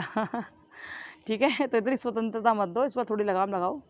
स्वतंत्रता तो ठीक है, लेकिन स्वच्छंदता ठीक नहीं है ना। अच्छा, स्वतंत्रता और स्वच्छंदता में अंतर क्या आपने सोचा है कभी? स्वतंत्रता उसे कहते हैं जैसे आप हो, आप स्वतंत्र हो, खा सकते हो, आराम से पी सकते हो, बैठ सकते हो, सब कुछ कर सकते हो ना, कोई आपको रोक टोक नहीं है। लेकिन जब एक व्यक्ति की स्वतंत्रता, आपकी स्वतंत्रता उस जगह ख़त्म हो जाती है जब दूसरे की नाक शुरू होती है, मतलब जहाँ से दूसरे की स्वतंत्रता स्टार्ट होती है वहाँ से आपकी स्वतंत्रता ख़त्म हो जाती है। लेकिन जब आप ये देख रहे हो कि आप ये देख रहे हो कि मेरी लिमिट केवल यहाँ तक है, यहाँ तक, ठीक है, इसके आगे मैं नहीं जा सकता, यहाँ मैं नहीं जा सकता, मेरी स्वतंत्रता केवल ये लाइन है, ये यहाँ तक, क्योंकि मैं यहाँ हूँ और मेरी लाइन ये है, यहाँ तक मेरी स्वतंत्रता है। मैं या तो घूमूँ फिरूँ, खाऊँ पीऊँ, खेलूँ कूदूँ, कुछ भी करूँ, मेरी इच्छा है। तो ये होगी स्वतंत्रता। इससे किसी का अहित नहीं हो रहा है, इससे कोई मर नहीं रहा है, इससे किसी को परेशानी नहीं हो रही है, इससे कोई कष्ट में नहीं आ रहा, आपको भी कष्ट नहीं हो रहा, कोई दिक्कत नहीं आ रही, तो ये होगी आपकी स्वतंत्रता। लेकिन जब आप अपनी मर्यादा की दीवार पार करने लगते हो ना, एक का नाम ले दूँ, आपको बुरा ना लगे तो। एक का नाम ले दूँ, बड़ी ज़ोर से आ रहा है हमारी ज़बान पे, वो है ना, उर्फ़ी जावेद। भैया कोई बुरा नहीं मानना, यदि उसका कोई भक्त हो तो बुरा नहीं मानना, लेकिन जब एक कोई व्यक्ति मर्यादा पार कर जाता है ना, तो उसकी स्वच्छंदता कहलाती है। स्वच्छंदता जब व्यक्ति के भीतर आती है तो वो बहुत लोगों का अहित करती है, लोगों की दिक्कत खड़ी करती है। अब आपको उर्फ़ी जावेद का नाम तो पता ही है अच्छी तरह से, क्या ही बताऊँ, उनके पास कपड़े है नहीं तो नंगी घूमती रहती हैं वो। अब नंगी जब वो घूमते रहते हैं तो उनका तो कुछ बिगड़ना नहीं है, वो तो अपनी स्वतंत्रता का फ़ायदा उठा रही हैं, लेकिन वो ये नहीं समझ पा रही कि उनकी स्वतंत्रता दूसरों के लिए बड़ी दिक्कत खड़ी कर रही है। वो स्वतंत्रता पूर्वक नहीं, स्वच्छंदता पूर्वक जी रही हैं, क्योंकि इनकी तो स्वतंत्रता इनको लग रही है, लेकिन लोगों के मन पर बड़ा गंदा असर पड़ रहा है, छोटी छोटी बच्चियों पर बड़ा गंदा असर पड़ रहा है, जो गंदे लोगों पर और गंदा असर पड़ रहा है। अब गंदे लोग उर्फ़ी जावेद से तो कुछ कर नहीं सकते, लेकिन अब छोटे छोटे बच्चों को पकड़ते हैं और ऐसी बच्चियों का रेप करते हैं वो। इसलिए उर्फ़ी जावेद को शर्म आनी चाहिए और ऐसी लड़कियों को शर्म आनी चाहिए जो नंगी घूमती हैं, है ना। तो हो सकता है हमारी बात से आप लोग सहमत ना हो, लेकिन हमको ऐसा लगता है, खैर छोड़िए, भाड़ में जाने दीजिए, क्या ही मतलब है। तो स्वतंत्रता स्वच्छंदता में ये अंतर होता है। स्वतंत्रता वो जो किसी का अहित ना करे, आप आराम से जियो, खाओ पियो, बैठो उठो, कुछ भी करो, आपकी इच्छा है। लेकिन जब आप स्वतंत्रता की जगह स्वच्छंद हो जाते हो तो उससे दूसरों का अहित होने लगता है। इसमें भी दूसरों का अहित है। आप नंगापन करके घूमो, अहित है लोगों का। आप अपने भलाई के लिए दुनिया की बुराई कर दो, वो अहित है लोगों का ना, वो स्वच्छंदता आपकी, वो गलत है। तो देखिए गुण इसमें क्या क्या है देख लीजिए, इनका स्क्रीनशॉट ले लीजिए। ओके चलिए। अब भैया जहाँ गुण है वहाँ दोष भी होंगे। यदि अच्छाई है तो बुराई भी होगी। यदि सूर्य है तो चंद्रमा भी होगा, दिन है तो रात भी होगी। हर चीज़ का अपना एक क्या है, जोड़ा है ना। तो भैया गुण है दोष भी हैं। देखिए फिर आगे बढ़े हम लोग। चलिए, कुछ समझना है तो कमेंट बॉक्स में कमेंट कर देना। टाइम कम है इसलिए बहुत सारी बातें नहीं समझा सकते हैं। हम ये सोचते हैं कि आपको कहानी के माध्यम से, कविताओं के माध्यम से और इस तरह के वाक्यों के माध्यम से आपको सारी बात समझा दूँ, जिससे आपको जब आप लिखो ना तो आपको कुछ बातें ऐसी याद रह जाएं जो आपके मन से बाहर ना निकलें। यदि हम इनको रटी रटाई बातों को जो इस किताब में लिखी हुई है इसी तरह बताएंगे तो हो सकता है आप में से आधे बच्चे ही समझ पाएँ और आधे ना समझ पाएँ, क्योंकि इस तरह की बातें जल्दी समझ नहीं आती है। लेकिन कहानी के माध्यम से जब कोई बात होती है ना तो जल्दी समझ आ जाती है, इसलिए हम आपको समझाते हैं। देखो यथार्थवाद में सुनिए क्या है। यथार्थवाद ये कहता है कि जो आपको आंखों से दिख रहा है ना वही सत्य है, बाकी कुछ भी सत्य नहीं है। यहाँ शॉर्ट में समझना, यथार्थवाद क्या कहता है, जो आपको आंखों से दिखाई दे रहा है वो ही सत्य है और बाकी दुनिया में कोई सत्य है नहीं। आदर्शवाद कहता था कि वस्तु का अस्तित्व हमारे ज्ञान पर निर्भर करता है, वस्तु है या नहीं है। जैसे कोई वस्तु सामने आपके रखी है, आंखों के सामने रखी है, आपको यदि वो ज्ञान है आपको तो आपको वस्तु समझ आएगी कि वो क्या है। सपोज़ करो आपके सामने एक स्कूटर रखा हुआ है ना, स्कूटर या कार रखी हुई है, आपके सामने एक स्कूटर या कार रखी हुई है यहाँ पर, ठीक है। आप यहाँ खड़े हो इधर, अब आपको ज्ञान होगा तभी तो आप समझ पाओगे ये कार है, ये स्कूटर है, ये से बैठकर इसमें चलते हैं, इसमें दौड़ते फिरते हैं, तभी तो आप समझोगे। तो आदर्शवाद तो ये कहता है कि जो वस्तु होती है ना, जो ये वस्तु होती है ना, जो वस्तु का अस्तित्व हमारे ज्ञान पर निर्भर करता है। आदर्शवाद क्या कहता है, वस्तु का जो अस्तित्व है ना वो हमारे ज्ञान पर निर्भर करता है। लेकिन यथार्थवाद ये कहता है कि जो वस्तु है ना वो स्वतंत्र है। वो क्या है, स्वतंत्र है, उसका अस्तित्व स्वतंत्र है। उसे ये मतलब नहीं है आपको ज्ञान है या अथवा नहीं है, उसको ये मतलब नहीं है। वस्तु तो भैया स्वतंत्र है, आपके अंदर ज्ञान हो या ना हो। लेकिन ये कार है, इसमें बैठ के लोग चलते हैं, इसमें कोई दो राय नहीं है। ठीक है, समझ गए यथार्थवाद और आदर्शवाद को।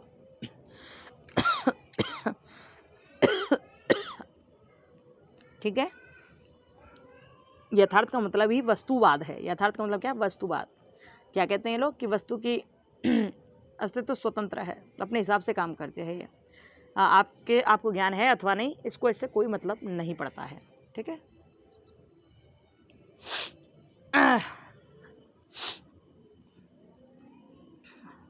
अब देखिए, अब इसकी ऐतिहासिक पृष्ठभूमि बताई जाती है कि ये आया क्यों, मतलब यथार्थ की ज़रूरत क्यों पड़ी। तो इसके बारे में बताते हैं कि इसकी जो स्टार्टिंग हुई वो 17वीं शताब्दी में हुई। अच्छा, एक बात आपको बता दूं, 17वीं शताब्दी से पहले 15वीं शताब्दी में इसकी स्टार्टिंग हो चुकी थी, लेकिन कहीं कहीं था ये। ठीक है, यथार्थवाद। लेकिन फिर आगे चल के जब 17वीं शताब्दी आई तो बहुत व्यापक रूप से ये यथार्थवाद यहाँ पर आने लगा। ठीक है, और जब आने लगा तो इसमें क्या हुआ, फिर इसमें ऐसा हुआ, ये आवश्यकता क्यों पड़ी इसके आने की। तो आपने प्रकृतिवाद को सुनाना भी, प्रकृतिवाद से काफ़ी हद तक मैच करता है यथार्थवाद, काफ़ी हद तक मैच करता है। प्रकृतिवाद में तो ये कहा गया था कि बालों को बिल्कुल स्वतंत्र छोड़ दो, जो करना चाहे जैसा करना चाहे प्रकृति के अनुसार अपने आप करेगा, जो करना चाहे सो करना चाहे करने दो। लेकिन यथार्थवाद ये कहता है कि बच्चे को स्वतंत्र तो छोड़ दो लेकिन स्वच्छंद मत छोड़ो। स्वच्छंद कैसे, जैसे उर्फी जावेद घूम रही हैं, ऐसे नहीं छोड़ना चाहिए, क्योंकि ऐसे छोड़ोगे तो इसके सींग लग जाएंगे माथे पर, और सींग लग गए तो अपने हिसाब से सबको मारना शुरू कर देगा, इसलिए ऐसा नहीं करना चाहिए। ठीक है, तो यथार्थवाद ये कहता है। और जब यथार्थवाद स्टार्ट कैसे हुआ, स्टार्ट वो इसलिए हुआ क्योंकि जब उसने ये देखा कि आध्यात्म की ओर लोग ज़्यादा बढ़ रहे हैं, अपने हिसाब से लोग जी रहे हैं, भगवान को ज़्यादा मान रहे हैं, या फिर कुछ और भी धर्मों का, संप्रदायों का वर्चस्व बढ़ रहा है, तब इन्होंने देखा कि भाई ये सब तो सही है, आध्यात्म बढ़ रहा है, सही है, अच्छी बात है, लोग अच्छे हो रहे, सही बात है, लेकिन केवल आध्यात्म के बढ़ने से जीवन कैसे जिया जाएगा। जीवन तो भैया पैसों से चलता है ना, आध्यात्म से तो चलता ही चलता है, लेकिन पैसों से तो सबसे ज़्यादा चलता है। तो भाई जब सब लोग आध्यात्म की ओर चले जाएंगे तो पैसे कैसे कमाएगा इंसान, अपने जीवन को कैसे जिएगा इंसान। इसलिए आध्यात्म के साथ साथ यहाँ क्रियाशीलता भी होनी चाहिए, यहाँ पर व्यवहारिकता भी होनी चाहिए। इसलिए यथार्थवाद का जन्म हुआ। यथार्थवाद क्यों आया? समाज में क्रियाशीलता भरने के लिए और व्यवहारिकवाद को भरने के लिए यहाँ पर वो आया यथार्थवाद। ठीक है, यथार्थवाद का मतलब क्या है? जो वास्तविकता में आपको नज़र आ रहा है वही यथार्थवाद है। वस्तु का ज्ञान आपको नज़र हो रहा है वही यथार्थवाद है। ठीक है, तो ये सब यहाँ पर लिख देना। चलिए,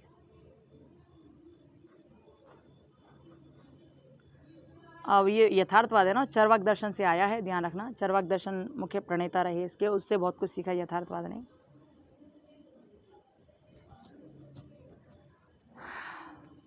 अब यहाँ देखिए यथार्थवाद की उत्पत्ति और अर्थ। उत्पत्ति कैसे हुई? ये जो यथार्थवाद है, यथार्थ का मतलब क्या था? रियलिज्म। ठीक है, यथार्थवाद का मतलब रियलिज्म। रियलिज्म जो शब्द है वो लैटिन भाषा का शब्द है। लैटिन भाषा का एक शब्द है रियलिज। रियलिज एक शब्द है लैटिन भाषा का, और जिसका मतलब होता है वस्तु। ठीक है, इस तरह से वस्तुवाद कहा गया, रियलिज्म को वस्तुवाद कहा गया। तो इसके शाब्दिक अर्थ तो ये हुआ, लेकिन जब इसका व्यापक अर्थ थोड़ा सा विस्तार से करें तो वस्तु संबंधी विचारों के प्रति एक दृष्टिकोण है। ये क्या है? वस्तु संबंधी विचारों के प्रति एक दृष्टिकोण है, और ये केवल इंद्रियजन्य ज्ञान से ही संभव हो पाता है। आप अपने आंखों से देख लिया, आपने विश्वास कर लिया कि हाँ यही सत्य है। अब चाहे पीछे कुछ भी घटना घटित हो रही हो, कोई मतलब नहीं, लेकिन आपने आंखों से देखा, यथार्थ रूप में देखा, तो बस वही है। प्रत्यक्ष किम प्रमाणम। प्रत्यक्ष के लिए प्रमाण की आवश्यकता नहीं पड़ती। प्रत्यक्ष आपने देख लिया कि सामने पेड़ खड़ा है तो पेड़ खड़ा है भाई, है ना। चाहे वो एक पेड़ की छाया प्रति हो या कुछ भी हो, पर आपने देख लिया पेड़ खड़ा है। ठीक है, आगे देखिए, यह बात ब्रह्मांड को पदार्थजन्य मानता है। जैसे कि अभी प्रकृतिवाद में हमने देखा कि प्रकृतिवादी जो है ना, वो इस ब्रह्मांड को प्रकृति के द्वारा पैदा मानता है, कि प्रकृति ने ब्रह्मांड को पैदा किया है। ठीक है, प्रकृति के द्वारा मानते हैं।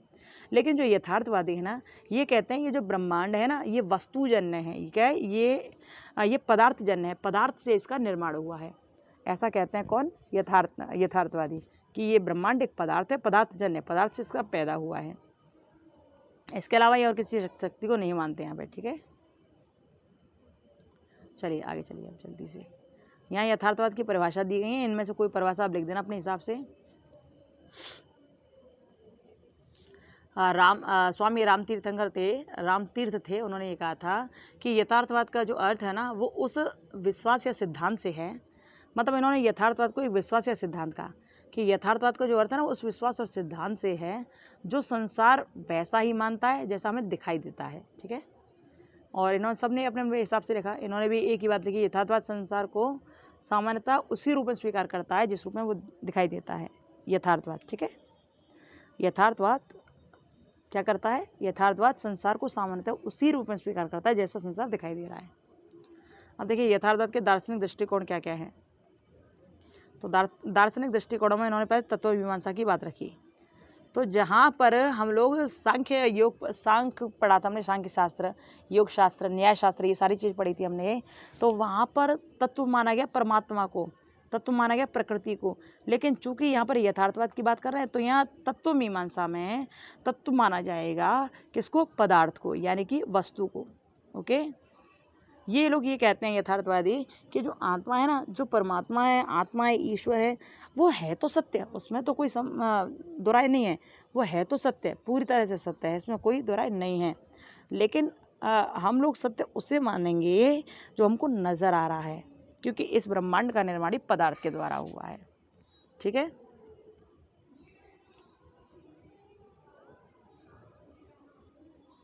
ये कहते हैं कि जो धर्म पर आधारित है ना, जो ज्ञान धर्म पर आधारित है, ईश्वरी शक्तियों पर आधारित है, ये सब आधारित है तो ये सही, लेकिन इसको हम निश्चित नहीं मान सकते कि वास्तव में पूरा सही है नहीं है।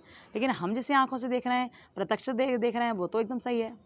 ठीक है, ये लोग ऐसा कहते हैं। यथार्थवाद की ज्ञान मीमांसा आती है, तो इसमें ज्ञान के बारे में बताया गया है। ज्ञान कैसा हो?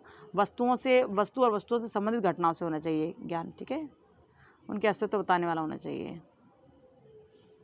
अब देखिए यथार्थवाद के प्रमुख सिद्धांत कौन कौन से हैं। तो जैसा कि हमने बताया प्रमुख सिद्धांत में कि ब्रह्मांड पदार्थों से बना है, प्रत्यक्ष जगती सत्य है, जो आपको दिख रहा है वही सत्य है। इंद्रियां ज्ञान के द्वार हैं। इंद्रिया कौन सी? 5 आपकी कर्मेंद्रिया, 5 ज्ञान इंद्रियां। यदि आपने ज्ञान इंद्रियों के द्वारा समझ लिया कि क्या है सामने, तो आप समझ जाओगे कि हाँ बिल्कुल सही है। इसलिए कहा गया इंद्रिया ज्ञान के द्वार हैं। इंद्रियों के द्वारा तो आप सीख पाते हो, है ना। आप अपने कान के द्वारा सुन पाते हो, नाक के द्वारा सूंघ पाते हो, आँख के द्वारा देख पाते हो, है ना। जीभ के द्वारा क्या करते हो?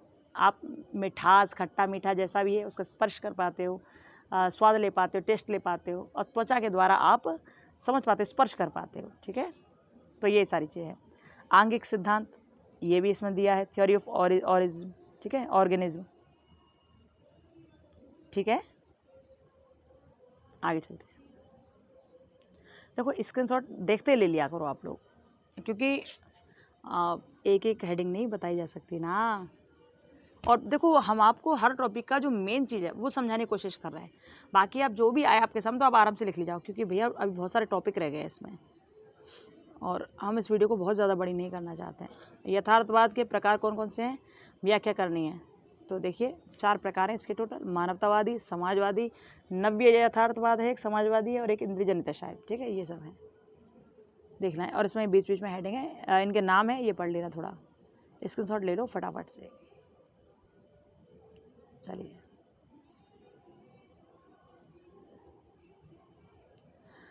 वो मानवतावादी यथार्थवाद था, ये सामाजिक यथार्थवाद है। यहाँ समाज के बारे में ज़्यादा कहा गया है, यहाँ बच्चों को समाज से जोड़कर बताया गया है।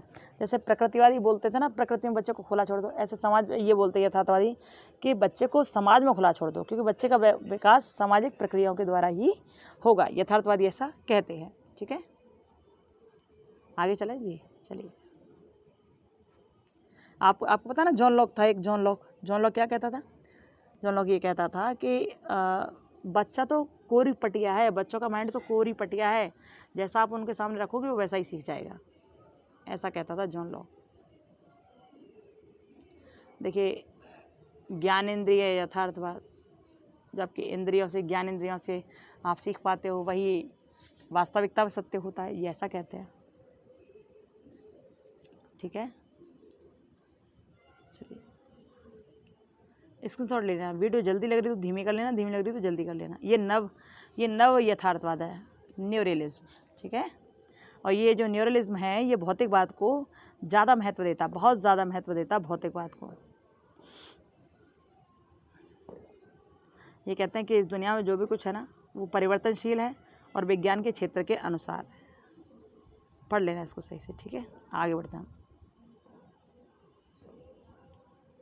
अब यहाँ पर देखिए यथार्थवाद से क्या है, यथार्थवाद का शिक्षा में योगदान क्या है, तो ये सब देख लीजिए, स्क्रीनशॉट इसका ले लीजिए।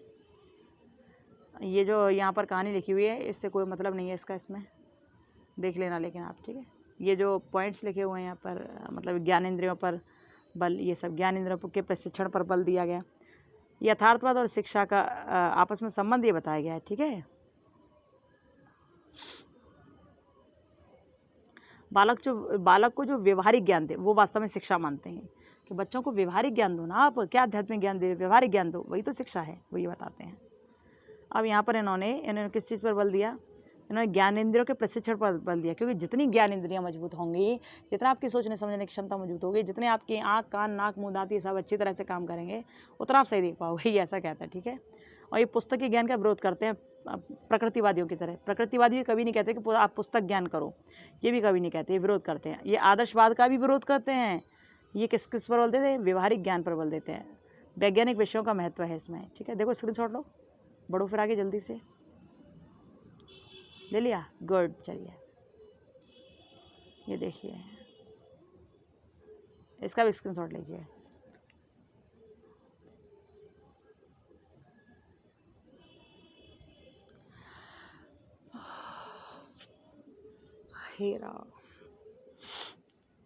यहाँ शिक्षा के उद्देश्य क्या क्या है, तो देखो शिक्षा के उद्देश्य में सब में मुख्य चीज़ है बालक का सर्वांगीण विकास। ठीक है, सब में मुख्य उद्देश्य है, बाकी सब कर लेना।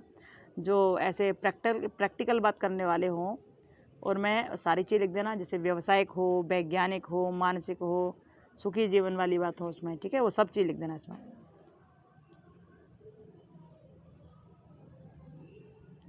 यथार्थवाद तथा पाठ्यक्रम ये दे रखा है, हाईलाइट पॉइंट है, आप देख लेना।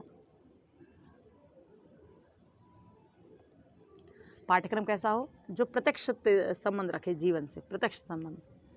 ऐसा नहीं हो कि बच्चा सीख रहा है कि ये पेड़ है, पेड़ पर पत्तियां हैं, और आप सिखा रहे हो कि भैया ये जो पेड़ है ना, पेड़ की जड़ में क्या है, पेड़ की जड़ में वो होते हैं, उसमें रसांकुर होते हैं, और जाने क्या क्या होते हैं, आप वो सारी चीज़ें उससे पढ़ा रहे हो, तो उसको बच्चे को वो चीज़ पहले दिखती है जो बड़ी चीज़ होती है ना, जो बड़ी चीज़ होती है वो उसको पहले देख पाता है ना। तो आप उसके हिसाब से करो, प्रत्यक्ष दिखाओ उसे। अभी जो जड़ के अंदर दबा हुआ उसको नज़र नहीं आ रहा है, तो उसके सामने केवल उसको वो नज़र आ रहा है, तो उससे उसका परिचय कराओ सही से। ठीक है, चलिए। सिद्धांत अब यहाँ से स्टार्ट होता है नीचे से। यहाँ यथार्थवाद और शिक्षण विधियाँ हैं, देखिए।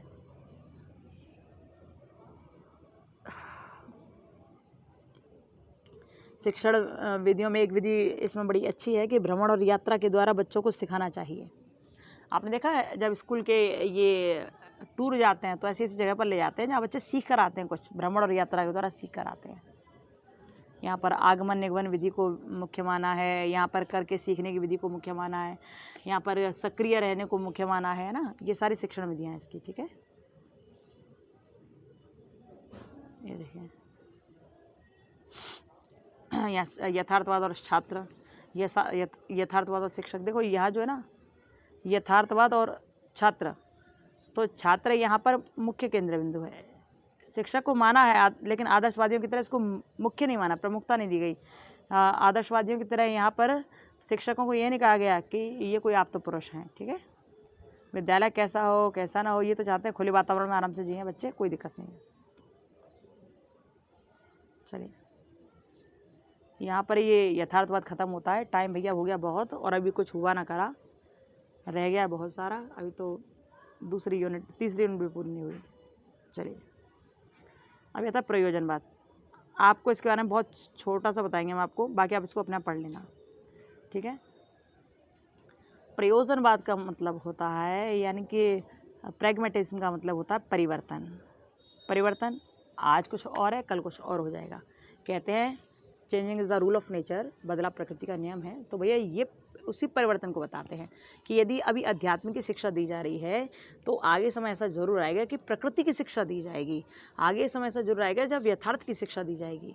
यदि अभी यथार्थ की शिक्षा दी जा रही है तो समय समय के अनुसार परिवर्तन होता रहता है। यथार्थ के बाद लोग आदर्शवादी भी बनेंगे, क्योंकि परिवर्तन कब होता है? परिवर्तन जब होता है जब एक किसी चीज़ से संतुष्ट ना हो। समाज में या जीवन में या कभी भी परिवर्तन कब आता है? जब हम किसी चीज़ से संतुष्ट ना हो। भले हम इस चीज़ को पहले खूब प्रेम करते हो, है ना, लेकिन जब हम इससे पूरी तरह संतुष्ट नहीं होते, बहुत जीते हैं इसी के साथ, लेकिन जब संतुष्ट नहीं होता है तो हम किसी और की इच्छा करते हैं। तब हमारे स्वभाव में, व्यवहार में, जीवन में, अपनी आकांक्षाओं में, इच्छाओं में, सब पर परिवर्तन आ जाता है। तो प्रयोजनवाद परिवर्तन सिखाता है। ठीक है, परिवर्तन सिखाता है, आपके मन पर केंद्रित होता है। चलो स्क्रीनशॉट लो, फिर हम लोग आगे बढ़ेंगे। आप लोग बहुत होशियार हैं, अपने हिसाब से इसको पढ़ लेना। ठीक है, क्योंकि टाइम बिल्कुल है नहीं, और सच कहूँ तो हमको आ रही है भयंकर वाली नींद, लेकिन ये जो टॉपिक है पूरा ख़त्म करना है। स्क्रीनशॉट ले लो, इसको थोड़ा हाईलाइट कर दिया हमने हल्का हल्का, तो आप पढ़ लेना इसको। अब बस देखो, हम आपको मुख्य चीज़ समझा रहे हैं, शॉर्ट में मुख्य चीज़ समझाते जा रहे हैं कि किस चैप्टर में क्या है, किसका उद्देश्य क्या है। और यहाँ मूलभूत सिद्धांत दे रखे हैं प्रयोजनवादियों के, है ना। तो ये भी कहीं कहीं तक काफ़ी हद तक यथार्थवाद और उससे प्रकृतिवाद से मिला जुला है। ये परमात्मा को नहीं मानता। ठीक है, ये कहते हैं आत्मा जो है ना वो पदार्थ से पैदा हुई है, लेकिन परमात्मा केवल काल्पनिक है। कैसे मूर्ख लोग हो जाते हैं दुनिया में, संसार को कौन चला रहा है ये भी नहीं समझ पाते। खैर, उनकी इच्छा है, कुछ भी समझो।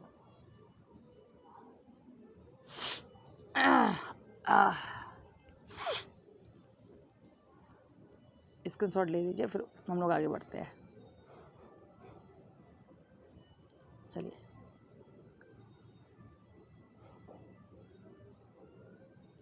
ये सारी हेडिंग बहुत इजी है, बिल्कुल टेंशन नहीं लेना है, बिल्कुल इजी है। जितनी याद रह जाए उतनी लिख देना, नहीं तो अपने हिसाब से बना के लिख देना, कोई ज़्यादा टेंशन देने वाली बात है नहीं। ठीक है,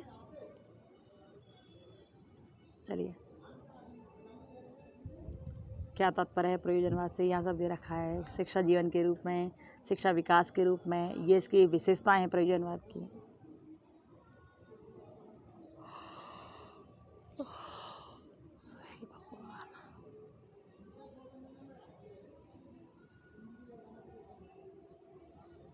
प्रयोजनवाद मतलब कि परिवर्तन, समाज में, जिंदगी में, इच्छाओं में, आवश्यकताओं में, दैनिक जीवन में, पारंपरिक जीवन में, संस्कृति में, नैतिक विचारों में, ये सारी चीज़ आप इसमें लिख सकते हो, कोई दिक्कत वाली बात नहीं है। ठीक है, आराम से लिख सकते हो।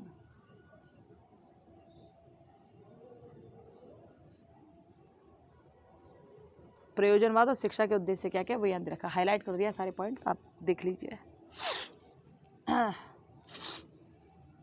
ठीक है, चलिए आगे चलते हैं।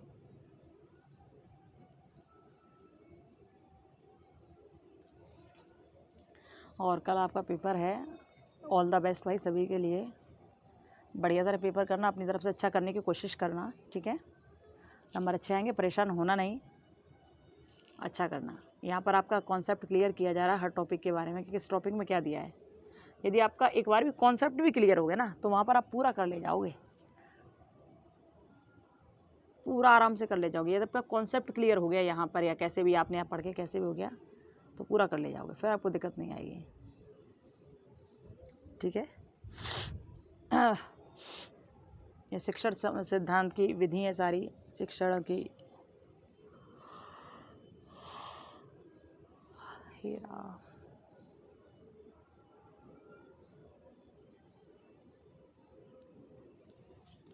वीडियो हम बहुत ज़्यादा बड़ी नहीं करना चाह रहे, इसलिए हम आपसे बोले स्क्रीनशॉट ले लो, ये इजी है, इसमें बताने वाली कोई बात नहीं है।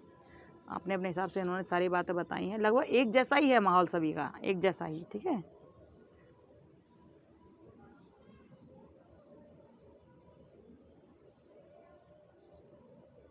ये प्रयोजनवाद की सीमा है। ठीक है,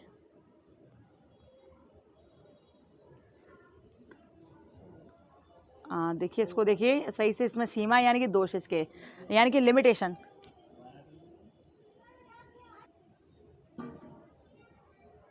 चलिए आगे चलते हैं।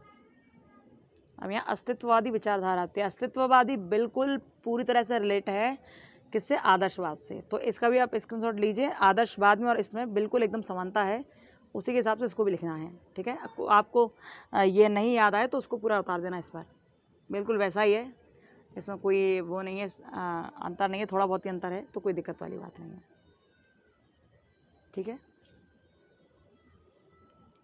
आदर्शवाद जैसा ही है ये, आदर्शवाद हमने आपको खूब अच्छी तरह समझा दिया है। ये भी ईश्वर की बात करता है, ये भी आत्मा परमात्मा के मिलन की बात करता है, ये भी कहता है कि सृष्टि की रचना आत्मा के द्वारा हुई है, परमात्मा के द्वारा हुई है। ये भी व्यक्ति में आत्मानुभूति की बात करता है, ये भी व्यक्ति में स्वप्रेरणा की बात करता है, सत्य और आत्मनिष्ठा की बात करता है ये भी। ठीक है, अस्तित्ववाद ये कहता है कि आपका अस्तित्व कैसे है इस दुनिया में, सोच कर देखो, कोई तो होगा जो आपके अस्तित्व को कायम कर रखे है, तो वो कोई और नहीं, वो ईश्वर है, वो भगवान है। ठीक है, देखिए अब शिक्षा के उद्देश्य पर प्रकाश डालना है, तो ये सब शिक्षा के उद्देश्य के प्रकाश, शिक्षा के उद्देश्य हैं अस्तित्ववाद में। ठीक, चलिए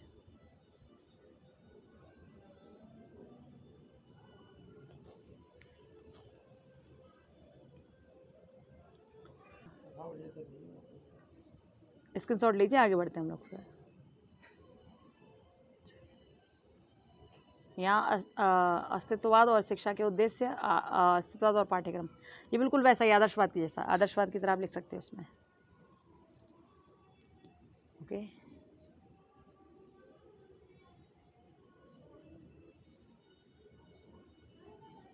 शिक्षण विधि, शिक्षक कैसा हो, शिक्षण विधि कैसी हो, बच्चों का नैतिक डेवलपमेंट करे, है ना, सामूहिक विधि से सिखाए या स्वयं के अस्तित्व की बात करे, बाल केंद्रित शिक्षा हो, बच्चे का सर्वांगीण विकास करने वाली शिक्षा हो, ऐसी शिक्षा हो। ठीक है, यहाँ भी शिक्षक मुख्य आधार माना है, जैसे आदर्शवाद में माना था।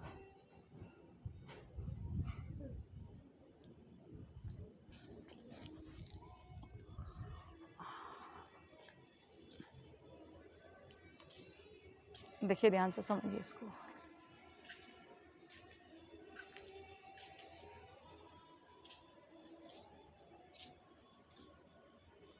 अस्तित्ववाद और धार्मिकता, नैतिक शिक्षा, अस्तित्ववाद और अनुशासन।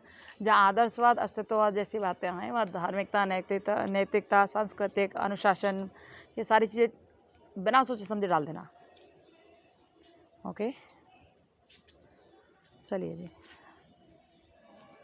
अब देखिए ये 4th यूनिट है। यहाँ पर टैगोर के दार्शनिक विचार, यहाँ अनेक प्रकार के जो बड़े बड़े लोग हैं उनके दार्शनिक विचार वगैरह दे रखे हैं यहाँ। तो यहाँ पर क्या है, टैगोर कौन है, क्या है, कहाँ से आए, क्या है, देखो ध्यान देना, ध्यान से सुना। जो टैगोर थे, सबसे पहली बात, ये भी प्रकृतिवादी थे, काफ़ी हद तक प्रकृतिवादी और आध्यात्मवादी भी ये थे, ठीक है, पहली बात। दूसरी बात ये बंगाल में रहते थे, परिवार अच्छा खासा था, कोई दिक्कत वाली बात थी नहीं, लेकिन फिर भी इनकी शिक्षा ऐसी हुई कि दब भिजकर इनकी शिक्षा हुई। तब इन्होंने देखा कि शिक्षा में बहुत सारी कमजोरियाँ हैं, जैसे शिक्षा होनी चाहिए वैसी शिक्षा नहीं है। और जब इन्होंने ये देखा कि शिक्षा जैसी मैं चाहता हूँ वैसी शिक्षा नहीं है, यदि मैं बड़ा होऊंगा तो इसमें परिवर्तन कर पाऊँगा, तो फिर क्या हुआ, जब इन्होंने शिक्षा की बुरी हालत देखी ना, तब इन्होंने विचार किया कि मुझे कुछ अच्छा करना चाहिए। फिर जब बड़े हुए तो उन्होंने शिक्षा में योगदान देना आरंभ कर दिया। तो ये जो दर्शन है इनका, ये पूरी तरह इनके विचारों पर आधारित है, ठीक है, बहुत सुंदर दर्शन है रविन्द्रनाथ टैगोर को, आपको बड़ी सुंदर फीलिंग आएगी। तो रविन्द्रनाथ टैगोर हैं, रहते तो बंगाल में थे, लेकिन इन्हें गुरुदेव के नाम से पुकारा जाता था। और जो अपने जो श्री रामचरितमानस के जो महाकवि तुलसीदास हैं, जो हिंदी में लिखते हैं, है ना, हिंदी में अवधि में लिखते हैं, तो इन्हें बंगाल का तुलसीदास भी कहते थे और इन्हें कालिदास के नाम से भी लोग जानते थे, क्योंकि भाई बहुत विद्वान थे ना ये, इसलिए इनको जानते थे।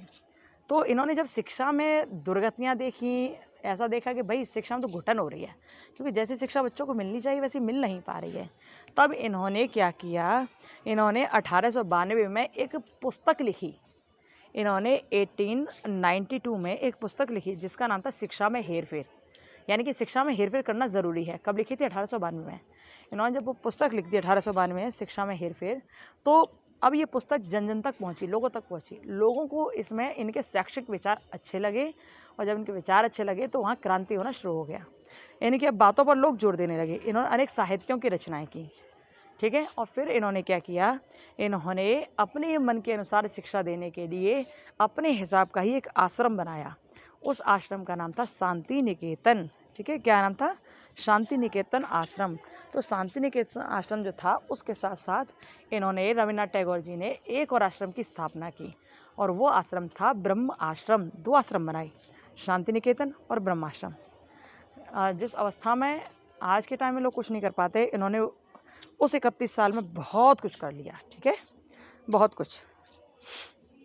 अब क्या हुआ कि इन्होंने बहुत अच्छे अपने बातें कहीं, बहुत अच्छे विचार रखे, तो लोग उससे प्रभावित हुए। और जब 1901 आया, 1901, तब उन्होंने स्थापना की थी किसकी? शांति निकेतन और ब्रह्माश्रम की। लेकिन जो शिक्षा में हेरफेर की रचना की थी, 1892 में की थी, ठीक है। टैगोर का शिक्षा दर्शन। टैगोर क्या कहते हैं शिक्षा के बारे में? इन्होंने 3 चीज़ों को मुख्य समझा, इन्होंने 3 चीज़ों को मुख्य रखा। इन्होंने कहा मनुष्य, क्या मनुष्य, और दूसरी चीज़ रखी इन्होंने प्रकृति, मनुष्य प्रकृति, और तीसरी रखी अंतर्राष्ट्रीय संबंध, इंटरनेशनल रिलेशनशिप। इन्होंने 3 चीज़ रखी। इन्होंने ये कहा कि दुनिया में जितनी वस्तु है ना, सभी वस्तुओं में यदि मेल और प्रेम की भावना हो जाए तो कोई किसी का विरोधी नहीं बनेगा। इन्होंने कहा कि मनुष्य, वस्तु और अंतर्राष्ट्रीय संबंधों में आपस में प्रेम और मेल होना ही चाहिए। 3 चीज़ों पर इन्होंने विशेष ध्यान दिया था, वस्तु, मनुष्य, किस पर? मानव, प्रकृति और अंतर्राष्ट्रीय संबंधों पर, ठीक है। 3 चीज़ों पर इन्होंने विशेष बल दिया था। ये इनके शिक्षा दर्शन में आता है। और ये कहते थे कि जो आजकल जो शिक्षा चल रही है ना, बड़ी बकवास चल रही है। जो मध्यकालीन शिक्षा चल रही है, बड़ी बकवास है। मध्यकाल में तो भैया, मध्यकालीन समय में कौन आया था? वही दिल्ली सल्तनत, और कौन आया था? और आए थे मुगलकालीन शासक। तो उस टाइम तो शिक्षा की जो व्यवस्था थी ना, रेड मर गई थी, बिल्कुल रेड, बिल्कुल। वहाँ देख रहे हो आप, अफ़गानिस्तान में देख रहे हो ना, तालिबानी शासन, कैसी शिक्षा व्यवस्था है वहाँ, पढ़ने नहीं दिया जा रहा लोगों को। तो ऐसा ही यहाँ था, कोई शिक्षा दीक्षा नहीं थी, कुछ भी नहीं थे। बड़े बड़े राजा महाराजा हुआ करते थे, उनके वो भी शिक्षित नहीं थे। और स्त्रियों की तो बात ही छोड़ दो, कोई पढ़ाता ही नहीं था। तो एकदम बकवास थी, कुछ नहीं था वहाँ कोई तो ऐसी स्थितियों से टैगोर बड़े परेशान थे, यार क्या मतलब है, क्या मतलब है, कुछ है नहीं। क्योंकि भाई उस समय तक पूरी परेशानियाँ ख़त्म तो नहीं हुई थी ना। तो कुल मिलाकर ये है, टैगोर चाहते थे कि जो मध्यकालीन शिक्षा रही है ना अभी तक यहाँ पर है, उसका विरोध किया उन्होंने कि ये हमको चाहिए नहीं, बकवास, ये हमको चाहिए नहीं, हमको इसको चेंज करना है, सच्ची शिक्षा चाहिए जो बच्चों के व्यवहार में परिवर्तन करे, उन्हें मानसिक रूप से, बौद्धिक रूप से सशक्त बनाए। तो ऐसा चाहते थे। ठीक है, अब यहाँ पर स्क्रीनशॉट ले लीजिए, फिर देखिए। शिक्षा ऐसी हो जो बालक को केवल ऐसा ना बनाए कि वो बच्चा कहीं किसी कमरे में बैठकर लिपिक बन जाए, क्लर्क बन जाए, इंजीनियर बन जाए, डॉक्टर बन जाए। शिक्षा के ऐसी ना हो कि केवल एक कमरे तक सीमित रह जाए, बल्कि शिक्षा ऐसी हो देश विदेश हर जगह बच्चे की पहचान कराए, ऐसी शिक्षा होनी चाहिए। रविन्द्रनाथ टैगोर ऐसा कहते थे। बच्चे को जो शिक्षा मिले, स्वतंत्र वातावरण में मिले, किसी एक कोठरी में बैठकर नहीं, स्वतंत्र वातावरण मिले। क्योंकि ये जो टैगोर थे ना, ये रूसों से प्रभावित थे, और रूसो प्रकृतिवाद के जनक माने जाते हैं। प्रकृति की ओर चलो के नारा दिया उन्होंने।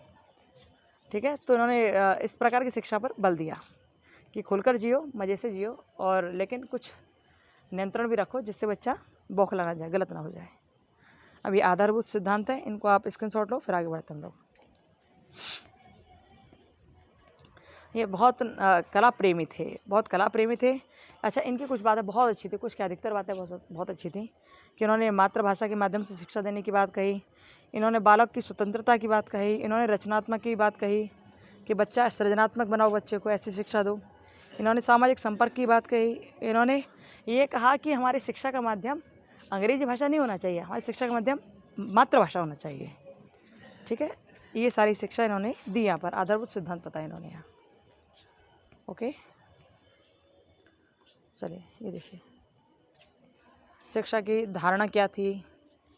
धारणा वही कि बच्चों को एक कमरे के अंदर बैठा कर ही शिक्षा न दें, बच्चों को प्रकृति की गोद में उठाकर शिक्षा दें। अच्छा, इनका जो शांति निकेतन है ना, वो इतना सुंदर बना हुआ है इनका, रविन्द्रनाथ टैगोर जी का जो शांति निकेतन और ब्रह्म आश्रम है, वो बहुत सुंदर बना, प्रकृति की गोद में ही है। ये कहते थे कि बच्चों का स्कूल गली मोहल्लों में नहीं होना चाहिए, स्कूल होना चाहिए गली मोहल्लों से दूर, कहीं एकांत में, अलग खेतों के बीच में होना चाहिए, ताकि उन्हें पर्यावरण के प्रति जागरूकता पैदा हो बच्चों के अंदर। वो ऐसे चाहते थे। ठीक है, टैगोर ने लिखा था कि सर्वोत्तम शिक्षा वो है जो हमें सूचना तथा ज्ञान ही प्रदान नहीं करती, अपितु हमारे जीवन का विश्व के समस्त जीवनों के साथ संबंध मेल उत्पन्न करती है। मतलब टैगोर कहते थे कि आप जो वास्तविक शिक्षा समझ रहे हो, वास्तविक शिक्षा है ही नहीं। वास्तविक शिक्षा तो वो है, सच्ची शिक्षा तो वो है जो केवल हमें सूचना और ज्ञान प्रदान नहीं करती, बल्कि इनके साथ साथ हम लोगों का संबंध वो बाहर के लोगों से भी, दुनिया के समस्त जीवों से मेल उत्पन्न करती है, संबंध उत्पन्न करती है, अब वसुधैव कुटुंबकम की नीति अपनाती है, ये कहते थे रविन्द्रनाथ टैगोर। ठीक है, अब शिक्षा के उद्देश्य की बात आई, तो शिक्षा का उद्देश्य क्या है? बच्चों का सर्वांगीण विकास, शारीरिक, मानसिक, बौद्धिक, ये सब विकास होने चाहिए। ठीक है, चलिए आगे चलते हैं। शारीरिक, मानसिक, बौद्धिक, व्यक्तिगत, सामाजिक, राजनीतिक, है ना, व्यावसायिक, नैतिक, समझ शक्तियों का सामंजस्यपूर्ण विकास, सांस्कृतिक विकास, राष्ट्रीय अंतर्राष्ट्रीय भावना का विकास। स्क्रीनशॉट ले लो, फिर आगे बढ़ते हैं। इन्होंने आध्यात्मिक विकास के लिए भी कहा। ये प्रकृतिवाद को मानते थे, लेकिन आध्यात्म की ओर ज़्यादा रहते थे, क्योंकि भाई भारतीय है तो आध्यात्म की ओर तो रहेंगे ही। भारत में तो आध्यात्म कूट कूट के भरा है और बड़ी श्रद्धा से लिया जाता है इसका नाम। ठीक है, चलिए पाठ्यक्रम कैसा हो, तो इन्होंने पाठ्यक्रम के 3 पक्ष बताए। प्राकृतिक पाठ्यक्रम हो, सामाजिक और आध्यात्मिक हो। कैसा हो? प्राकृतिक हो, सामाजिक हो और आध्यात्मिक हो, ऐसा हो पाठ्यक्रम। प्राकृतिक में ऐसा कि बच्चे को प्रकृति के अनुसार सीखने के लिए खुला छोड़ दिया जाए और ऐसे सब्जेक्ट रखे जाएं जो प्रकृति से रिलेटेड है। सामाजिक ऐसा जिससे बच्चे का सामाजिक विकास हो सके, समाज के बीच में बच्चों को रखो, अधिक से अधिक लोगों से मिलने दो, बातचीत करने दो, जिससे उसका सामाजिक विकास हो। आध्यात्मिक ऐसा कि योग गुरु के संपर्क में आकर उससे योग भी कराओ, पूजा पाठ के लिए भी उसकी प्रेरणा दो, भगवान की ओर भी उसे आकर्षित करवाओ, ऐसा हो। यदि स्कूल में कुछ होता है तो सुबह की असेंबली होती है तो उसमें प्रेयर भी हो, वहाँ कुछ मंत्रों का चरण भी हो, तो वैसा भी चाहते थे। ठीक है, शिक्षण विधियाँ देखिए, शिक्षण विधियाँ देखो, पाठ्यक्रम के बारे में उन्होंने क्या क्या कहा था। विषय कैसे हों, उपयोगी क्रियाएँ क्या, अन्य क्रियाएँ। विषय ऐसे हों, मातृभाषा हो, संस्कृत हो, अंग्रेजी हो, भूगोल, विज्ञान, कला और संगीत आदि। ठीक है। उपयोगी क्रियाएं कैसी? जो आपके व्यवसाय से संबंधित आपके लिए आपको तैयार करें। अन्य क्रिया कैसी? खेल कूद, नाटक, ये सारी चीज़ें हैं इसमें। शिक्षण विधियाँ देखिए, शिक्षण विधियों में कैसी कैसी विधि हो? एक तो भैया ऐसी हो, ज़बरदस्ती किसी बच्चे को कुछ मत सिखाओ, बच्चे को केवल सीखने के लिए प्रेरित करो। यदि सीखना चाहते हो तो उसको सिखाओ, नहीं तो नहीं। उसको जीवन की वास्तविक क्रियाओं से जोड़ो, ऐसे हो शिक्षक विधि। ज्ञानेंद्रियों का अधिक से अधिक उपयोग करने दो उसको। ठीक है। अनुभव पर बल देने दो, स्वयं के अनुभव पर। शिक्षण विधियों का ऐसे प्रयोग करना चाहिए। ठीक है। ये सब देख लीजिए, स्क्रीनशॉट लीजिए, फिर आगे बढ़े जल्दी से भाग के चलते हैं। अब टैगोर के शैक्षिक दृष्टिकोण का मूल्यांकन। अब यहाँ पर अच्छाई और बुराई बताई जाती है। मूल्यांकन मतलब अच्छाई और बुराई बताओ। अच्छे लगे तो अच्छा लिखो, बुरा लगे तो बुरा लिखो, और लिखते चले जाओ, फिर आगे बढ़ते चले जाओ। टैगोर की शिक्षा बहुत अच्छी थी, उनके विद्यालय विश्वविद्यालय तो बहुत अच्छे हैं। अच्छा, आपको एक बात बताऊँ, इनका जो विद्यालय है ना, शांति निकेतन, बहुत फेमस है, राष्ट्रीय विद्यालय के नाम से बहुत फेमस है वो। उसमें पता है क्या है, बिल्कुल ऐसा है, आपने बीएड में नालंदा वाला चैप्टर पढ़ा था, हमने आपको पढ़ाया था यहाँ पर। तो जैसे नालंदा के विद्यार्थी हुआ करते थे ना, कि नालंदा के विद्यार्थियों की इतनी ख्याति थी, नालंदा की इतनी ख्याति थी पूरे विश्व में, कि जब नालंदा के विद्यार्थी कहीं जाते थे ना, और वो कह दिया करते थे कि हम नालंदा विश्वविद्यालय के विद्यार्थी हैं, तो ये समझिए कि जहाँ भी वो कहीं जाते थे उनका सत्कार होता था। पूरे विश्व में लोग उनका सम्मान करते थे कि अरे नालंदा के विद्यार्थी हैं, फिर तो बहुत अच्छे होंगे, क्योंकि नालंदा यूनिवर्सिटी सबसे ज़्यादा श्रेष्ठ थी। उनका तो बिना कुछ लिए दिए ही एडमिशन हो जाता था विश्व के किसी भी विश्वविद्यालय में, जो नालंदा का विद्यार्थी होता था। नालंदा की इतनी ऊंची ख्याति थी, और ऐसे ही इनके शांति निकेतन की बहुत ऊंची ख्याति है, बहुत ऊंची ख्याति है इसकी भी। इसका नाम भी लेकर कोई कहीं चला जाए विश्व के किसी स्कूल में एडमिशन लेने के लिए, तो चाहे इंजीनियरिंग कॉलेज में जाए, चाहे टेक्नोलॉजी कॉलेज में जाए, साइंस के कॉलेज में जाए, वहाँ पर केवल इतना बताना होता है कि हम शांति निकेतन से आए, तो वहाँ पर भी बिना कुछ लिए दिए बड़े अच्छी तरह एडमिशन हो जाता है, बहुत अच्छी तरह, कोई दिक्कत नहीं आती। इतनी ख्याति है इनके कॉलेज की, बहुत ज़्यादा। ठीक है। अब आता है अरविंदो। अरविंदो के बारे में आप जानते हो कि आध्यात्मवादी थे, योगाचार्य थे, विशिष्ट शिक्षा शास्त्री थे, एक दार्शनिक थे, एक अच्छे इंसान थे। ये सारे गुण इनमें विराजमान थे श्री अरविंदो में। और इन्होंने तो भगवान की भी बहुत पूजा पाठ की। इन्होंने संसार के उत्पत्ति कारण परमात्मा को समझा, और ये कहा कि यदि आपको अपने मन को शांत रखना है, तन को सुंदर बनाना है, बौद्धिक विकास करना, तो योग का सहारा लीजिए। इन्होंने अष्टांग योग की भी प्रेरणा दी थी। ठीक है।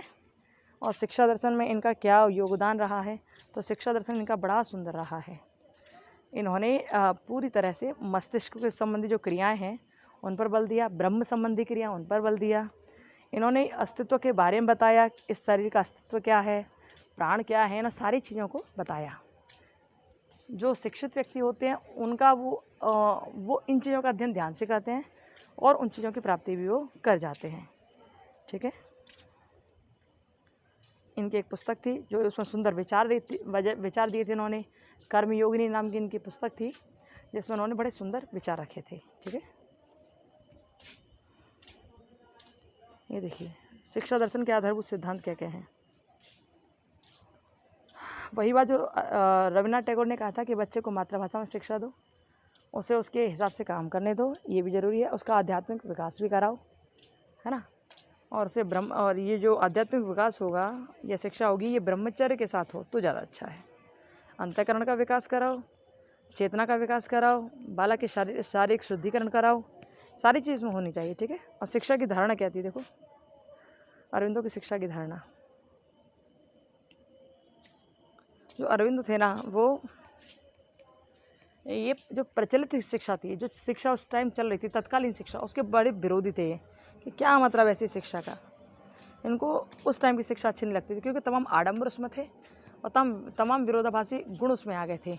और कोई केवल प्रकृति की ओर, बस प्रकृति है तो प्रकृति है, बच्चे को खुलकर जीने दो, और कुछ बस उस पर कोई नियंत्रण मत रखो। तो इससे बच्चों में विकृतियाँ आ रही थी, बच्चे विकृत होते जा रहे थे, क्योंकि उन पर कुछ नियंत्रण नहीं था, समाज के लोग विकृत हो रहे थे।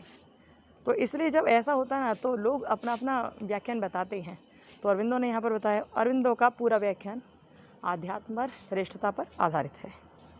ठीक है, योग पर आधारित है। आप पढ़ना, बहुत अच्छा है। शिक्षा के उद्देश्य क्या क्या है? शरीर की शुद्धि, ज्ञानेंद्रियों का विकास। इन्होंने ज्ञानेंद्रियों का विकास के लिए क्यों कहा? क्योंकि भाई बहुत बड़े योगाचार्य थे ना ये, और योगाचार्य ज्ञानेंद्रियों पर विशेष बल देता है, चाहे कर्मेंद्रियाँ हो या ज्ञानेंद्रियाँ, उन पर विशेष बल देता है। ओके, प्राणिक विकास के लिए इन्होंने कहा, जो वाइटल डेवलपमेंट है।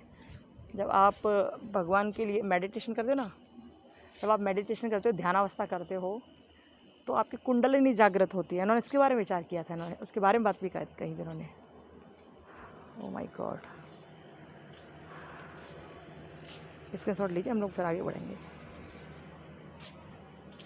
श्री अरविंदों ने नैतिक विकास, मानसिक विकास, ये सब शिक्षा के क्या चल रहा है? उद्देश्य चल रहे हैं। ठीक है, कि शिक्षा का उद्देश्य मानसिक विकास है, नैतिक विकास है, अंतःकरण का विकास है, आध्यात्मिक विकास है। बहुत ज़्यादा डीपली मत पढ़ना, परेशान हो जाओगे नहीं तो, लेकिन है बहुत अच्छा टॉपिक, पढ़ लेना। चलिए, अब पाठ्यक्रम की बात कही। पाठ्यक्रम उन्होंने 5 प्रकार से बताया। पाठ्यक्रम भौतिक हो, प्राणिक हो, प्राणिक कौन? जो एक स्पेशल अंतर वाली ऊर्जा होती है, अंतःकरण वाली ऊर्जा, उसका ऐसा हो जो भौतिक चीज़ों से हमें रूबरू कराए, समझाए, भौतिकतावाद के बारे में, व्यवसायीकरण के बारे में, इन सारी चीज़ों के बारे में बताए। प्राणिक ऐसा जो हमारा आध्यात्मिक विकास करे, अंदर से विकास करे, हमें ये पता चल जाए कि हम कौन है, क्या है, कैसे हैं। मानसिक विकास, बुद्धि का विकास कराए। अंतरात्मिक विकास, मन का विकास कराए, मन चंचल है ना, घूमता ना फिरे। आध्यात्मिक विकास, हर तरह के क्षेत्र में जो सुंदर ईश्वर परमात्मा के मिलन की बात है, वो यहाँ का विकास कराए। तो यहाँ पाठ्यक्रम उन्होंने रखने की बात कही। अब शिक्षण विधियाँ हैं, देखिए नीचे। बालक की स्वतंत्रतापूर्वक शिक्षा होनी चाहिए, वो इन्होंने कहा। अब स्क्रीनशॉट लीजिए जल्दी से।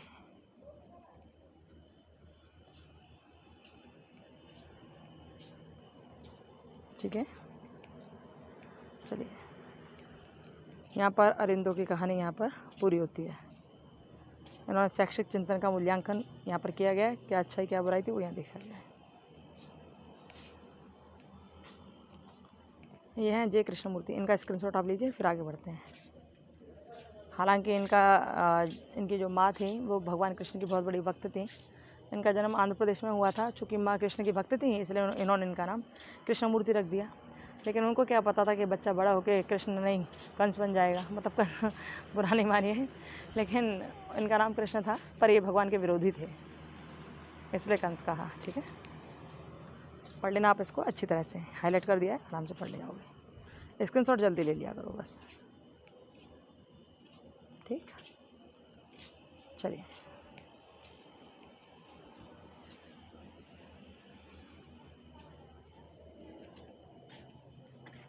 स्क्रीनशॉट लेते जाइए अब जल्दी जल्दी से।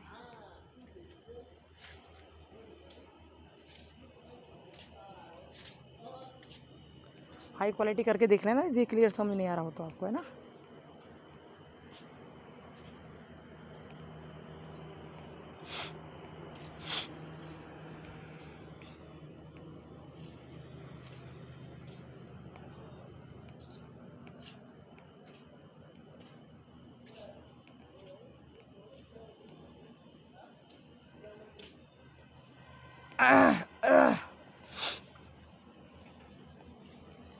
ध्यान से देखिए और सीखिए, समझिए।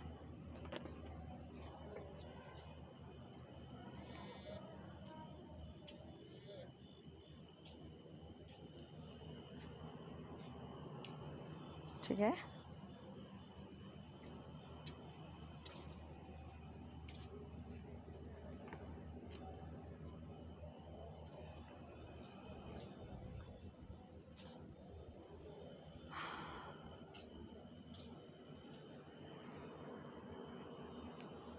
स्क्रीनशॉट ले लीजिए जल्दी से। यहाँ शिक्षा का अर्थ, महत्व, सब बताया इन्होंने। ये बहुत अच्छा टॉपिक है इनका, बहुत अच्छा इनका विचार है, देख लेना, अच्छा लगे वो पढ़ लेना आप इसको।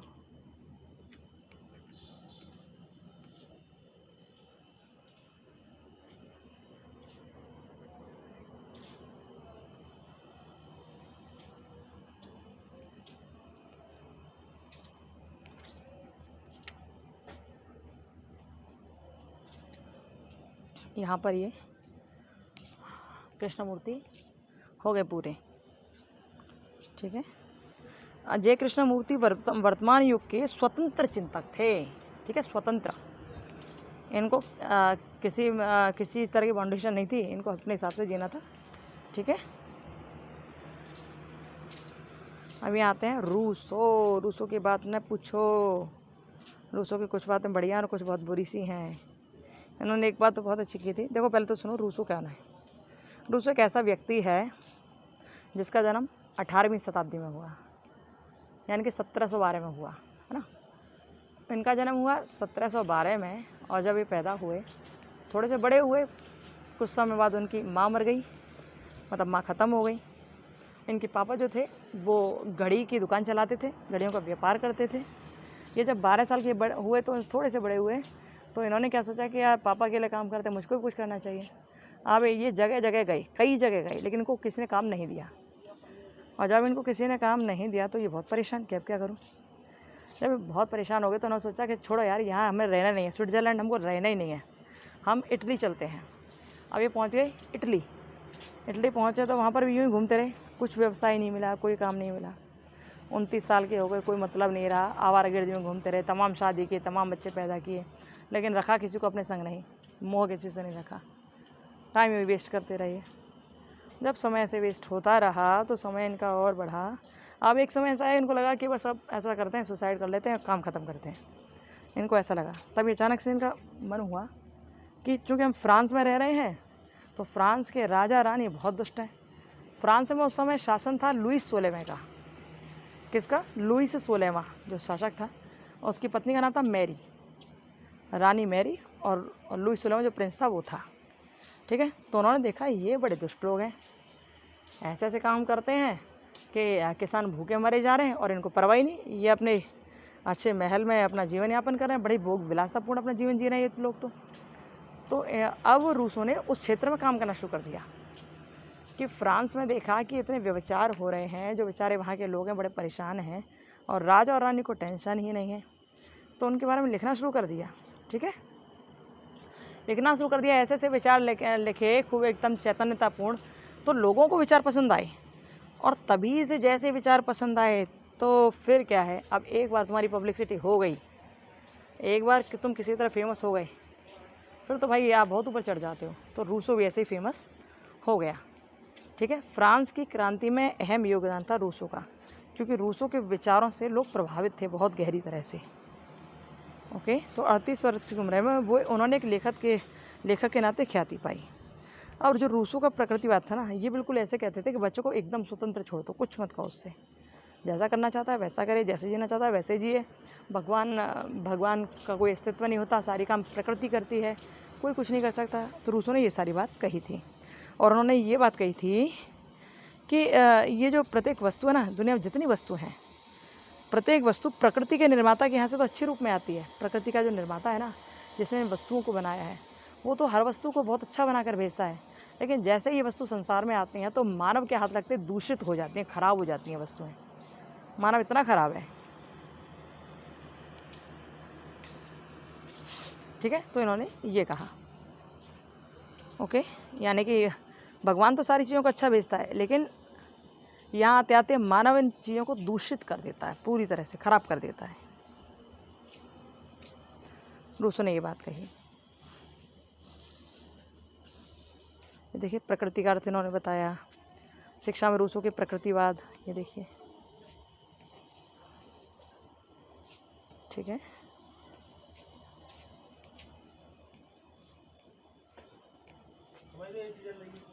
ओके, इन्होंने प्राकृतिक शिक्षा के प्रकार बताए। अच्छा, इन्होंने 3 चीज़ों पर मुख्य बल दिया था, जैसे आपको याद है रविन्द्रनाथ टैगोर जी ने भी 3 चीज़ों पर बल दिया था। 3 चीज़ क्या क्या थी बताओ? बिल्कुल, मानव, प्रकृति और क्या, अंतर्राष्ट्रीय संबंध। ये इनको प्रमुखता दी थी रविन्द्रनाथ टैगोर ने, लेकिन इन्होंने 3 चीज़ों को प्रमुखता दी थी। वो क्या थी? मानव, प्रकृति, क्या थी? मानव, प्रकृति और वस्तुएं, 3 चीज़ थी। ठीक है, इन्होंने 3 चीज़ों को मान्यता दी थी। अब इन्होंने पाठ्यक्रम एज के हिसाब से बताया कि शैशवावस्था में कैसा पाठ्यक्रम हो, बाल्यावस्था में कैसा हो, किशोरावस्था में कैसा हो, इन्होंने अपने हिसाब से बताया। शिक्षा के उद्देश्य भी उम्र के हिसाब से इन्होंने बताए।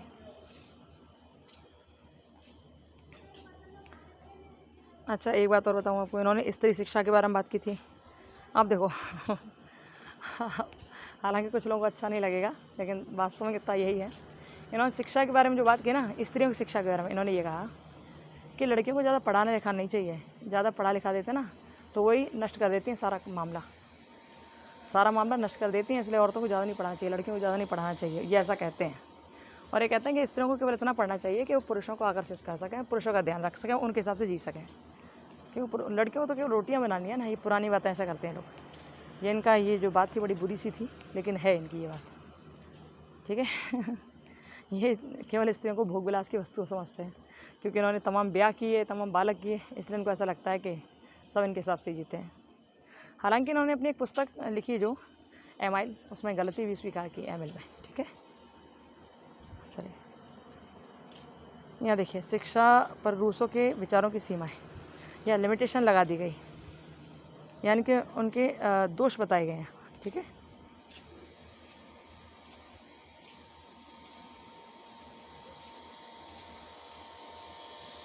ओके, चलिए हम लोग आगे बढ़ेंगे।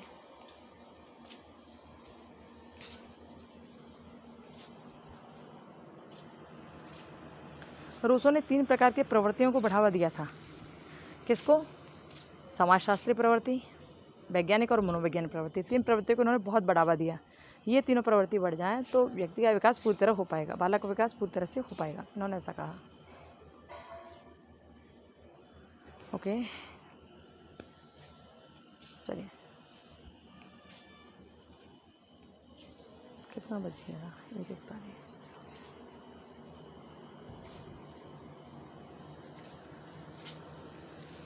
अब देखो, निषेधात्मक शिक्षा कैसी उनकी कि भैया निषेधात्मक शिक्षा ऐसी होनी चाहिए, बच्चे कुछ भी कर रहे हैं उनसे कुछ मत कहो, कुछ मत पूछो, कुछ मत करवाओ उनसे, जैसा करना करने दो, उन्हें कोई तर्क मत दो, उनको कोई पुस्तक पढ़ने के लिए मत दो, उन्हें आदत का निर्माण जैसा हो रहा होने दो, तुम उनसे कुछ नहीं कहोगे। मतलब ये सारी बातें कही इन्होंने अपनी शिक्षा में, नेगेटिव एजुकेशन में।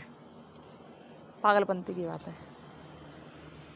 यहाँ पर रूसो भी ख़त्म, ठीक है। पढ़ लेना आप इन सब का ना, शॉर्ट में उन्होंने समझा दिया, आपको समझ जाना। प्रकृतिवादी थे, ध्यान रखना। प्लेटो आते हैं, इनका भी शिक्षा में बड़ा योगदान रहा है, इनको भी आप स्क्रीनशॉट लीजिए। आगे बढ़ते हैं, फिर समय कम है भैया, काम बहुत सारा करना है, और खैर होने वाला है, खैर ज़्यादा टेंशन नहीं लेना है। ये किताबें आपके पास होंगी, इसको देखकर थोड़ा स्क्रीनशॉट कर लेना।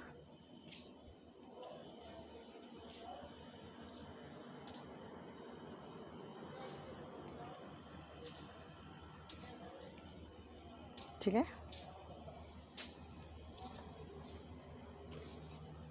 चलिए ये देखिए,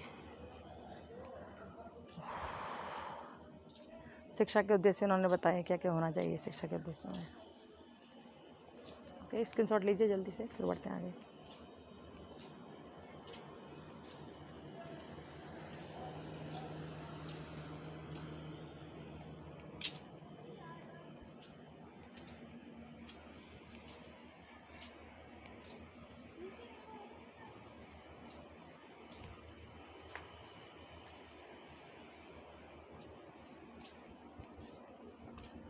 ये आता है रसेल। आपको सच बताऊं तो रसेल के बारे में हमने बिल्कुल नहीं पढ़ा है, इसलिए हम यहाँ पर कुछ नहीं आपको बताएंगे, आप इसको बस देख लेना। इसके बारे में हमने कुछ नहीं पढ़ा है। एक्चुअल बात क्या थी कि अब हमारी ऐसी स्थिति नहीं है कि हम वीडियो अपलोड कर पाते हैं, लेकिन कुछ बच्चों ने कहा, हमसे फ़ोन करके भी कहा, वैसे भी कहा, तो हमको लगा कि वास्तव में ज़रूरत है, हमको करना चाहिए, तो ये हम पढ़ नहीं पाए ना, इसलिए हम इसके बारे में आपको नहीं बता सकते थे, ठीक है। स्क्रीनशॉट ले लेना और पढ़ लेना। वैसे तो ज़रूरत नहीं है कि इसको भी आप पढ़ो, क्योंकि यदि आप इतने दर्शन को पढ़ लेते हो तो इसकी आवश्यकता नहीं पड़ेगी आपको। हालांकि है इजी, जितना हमने पढ़ा उसको हाईलाइट कर दिया बस, ठीक है।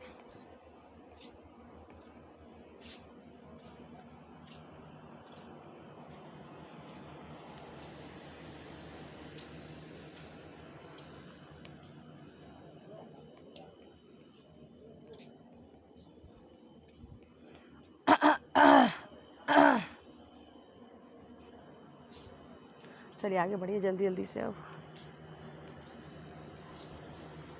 ये रसेल यहाँ पर फिनिश। पढ़ लेना इसको एक बार, आंखों के सामने से निकाल देना, हो जाएगा पढ़ना चाहो तो। नहीं तो नहीं पढ़ो तो कोई दिक्कत वाली बात भी नहीं है, जितने पीछे सब पढ़ लिए तो बस हो जाएगा काम आपका, ठीक है। इसके बाद एक और रह गए ये जॉन डीवी, इनका योगदान देख लीजिए। शिक्षा करते बताया इन्होंने, ये तो बड़े फेमस रहे। इन्होंने शिक्षा की ट्राइपोलर प्रोसेस के बारे में बताया था, त्रिध्रुवीय संरचना के बारे में। इन्होंने बच्चों की शिक्षा पर विशेष ध्यान दिया था। इन्होंने उस शिक्षा के बारे में बताया था जिससे बच्चे का सर्वांगीण विकास हो सके, है ना। अच्छा था इनका पूरा वो।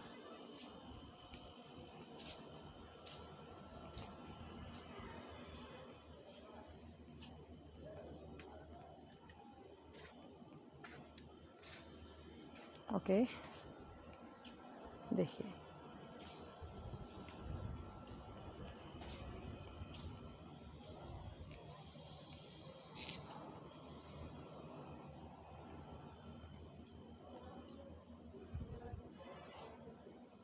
पढ़ लेना इसको। ओके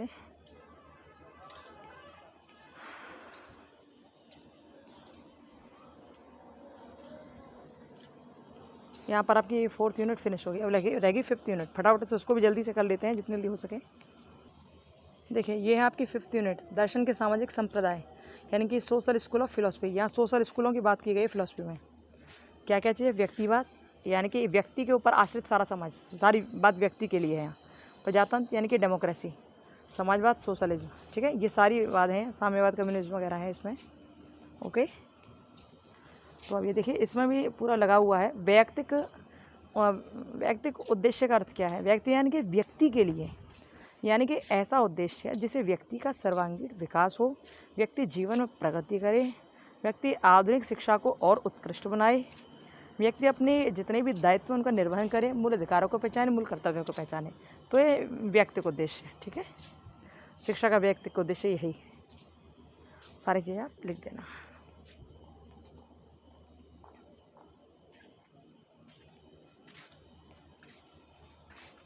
और ये देखो इसमें व्यक्तिक उद्देश्य के रूप में शिक्षा क्या है? व्यक्तिक उद्देश्य के रूप में।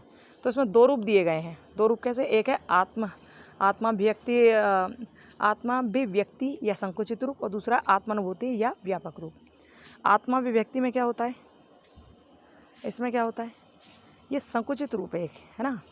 इसमें आप क्या करते हो? इसमें आप आत्म प्रकाशन पर जोर देते हो, ठीक है। और ये अतिवादी रूप है। अतिवादी रूप का मतलब क्या है? जैसे प्रकृतिवादियों ने बताया, बच्चे को खुला छोड़ दो, जैसा करना चाहे वैसा करने दो, स्वतंत्रता पूर्वक छोड़ दो। तो ये जो सेल्फ एक्सप्रेशन है, आप एक्सप्रेस कैसे कर सकते हो? आपके जितने इच्छा होगी उतना बोलोगे, जैसे जीना वैसे जियोगे, मतलब इस पर कोई नियंत्रण नहीं है। मतलब जिस स्वतंत्रता पर कोई नियंत्रण नहीं होता उसे कहते हैं आत्माभिव्यक्ति, ठीक है। इसको क्या कहते हैं? सेल्फ एक्सप्रेशन, आत्माभिव्यक्ति। जिस पर कोई नियंत्रण ना हो वो है क्या? आप कितना भी स्वतंत्र रह सकते हो, कैसे भी स्वतंत्र रह सकते हो, वो है आत्माभिव्यक्ति। लेकिन जो आत्मानुभूति होती है, इसमें व्यक्ति स्वतंत्र रहता पर स्वच्छंद नहीं रहता है। वो यदि दूसरे का किसी कार्य से अहित हो रहा है तो उस काम को करता नहीं है। तो यही है, एक है सेल्फ एक्सप्रेशन और दूसरा है सेल्फ रियलाइजेशन। जो रियलाइजेशन है वो अच्छा होता है, ये अच्छा होता है। इसमें दूसरे के हित अहित को भी समझा जाता है, ठीक है। लीजिए स्क्रीनशॉट, चलें आगे।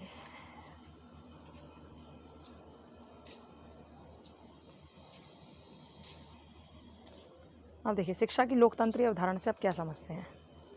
तो लोकतंत्रीय अवधारणा से आप क्या समझते हैं? ये हम पढ़ा चुके हैं क्या आपको? हमको ऐसा लग रहा है पढ़ा दिया क्या हमने ये? हाँ, 5 में पढ़ा दिया क्या? हो क्या रहा है? हमको समझ नहीं आ रहा है। पढ़ा दिया क्या हमने? ऐसा ही टॉपिक लग रहा है हमको पूरा। लोकतंत्रीय अवधारणा क्या है? तो इसमें लोकतंत्र के बारे में बता दिया है, किसने क्या कहा ये बता दिया है। लोकतंत्र क्या है? जनता का, जनता द्वारा जनता के लिए शासन। पहले लोकतंत्र की परिभाषा देनी है, फिर इसमें शिक्षा में इसका क्या वो रहा है रोल, ये बताना। भैया जहाँ लोकतंत्री शिक्षा होगी वहाँ बच्चा खुलकर जी सकता है, अपने हिसाब से बात बोल सकता है ना। तो वही सब है यहाँ। लोकतंत्र की परिभाषा अब्राहम लिंकन की बड़ी फेमस परिभाषा है जो हमें आपको बता रहे थे अभी। जनता का, जनता द्वारा जनता के लिए शासन है, ठीक है।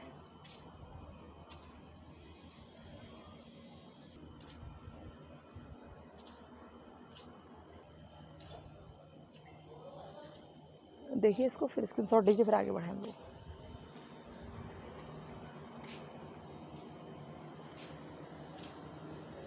लोकतंत्र एवं शिक्षण विधि। लोकतंत्र में कैसी कैसी शिक्षण विधि होनी चाहिए? आत्म प्रकाशन विधि, रचनात्मक विधि, समालोचनात्मक चिंतन का विकास, करके सीखना, क्रिया विधि, प्रयोगशाला एवं कर्मशाला विधि, ये सब होना चाहिए लोकतंत्र में। ओके, चलिए। अनुशासन लोकतंत्र की कुंजी है। ठीक है,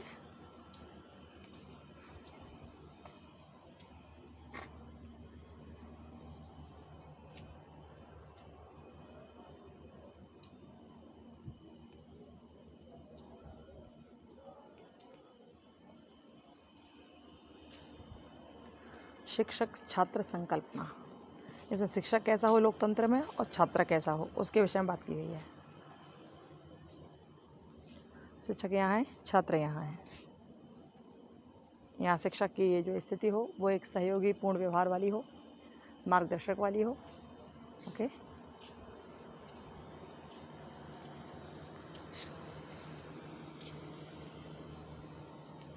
चलिए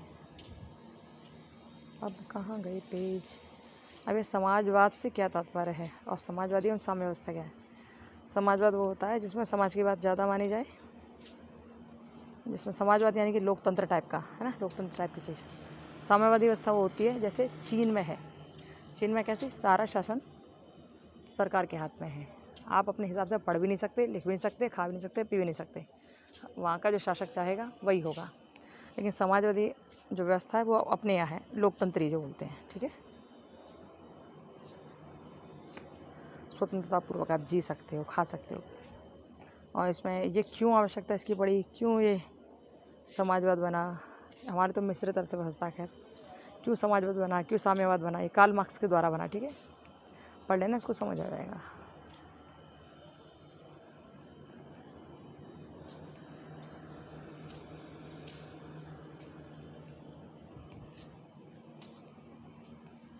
लोकतंत्री समाजवाद वो जिसमें खुलकर लोग जी सकें, अपने हिसाब से सारे काम कर सकें।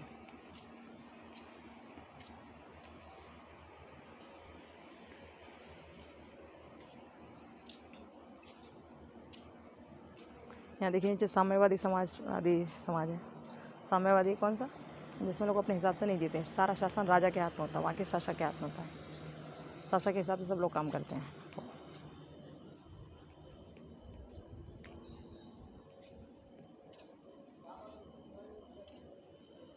अब यहाँ पर देखिए लास्ट प्रश्न है, लोकतंत्री और साम्यवादी राज्यों में शिक्षा व्यवस्था की तुलना की, ये तो आप आराम से समझ जाओगे इसे तो, कि लोकतंत्री राज्यों में कैसी शिक्षा व्यवस्था है, साम्यवादी राज्यों में कैसी शिक्षा व्यवस्था है। ठीक है,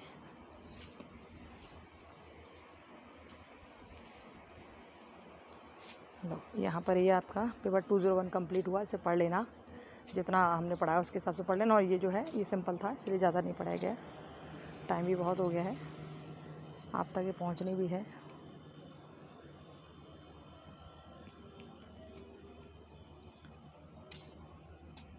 चलिए बस इतना करना, इसको अच्छी तरह पढ़ लेना, और कोई चीज़ समझना है तो कमेंट बॉक्स में कमेंट करना, और उन बच्चों तक शेयर करना जिसको इसकी आवश्यकता है। ठीक है, अपना ध्यान रखिए, खुश रहिए, और कल के एग्ज़ाम के लिए आपके लिए ऑल द बेस्ट।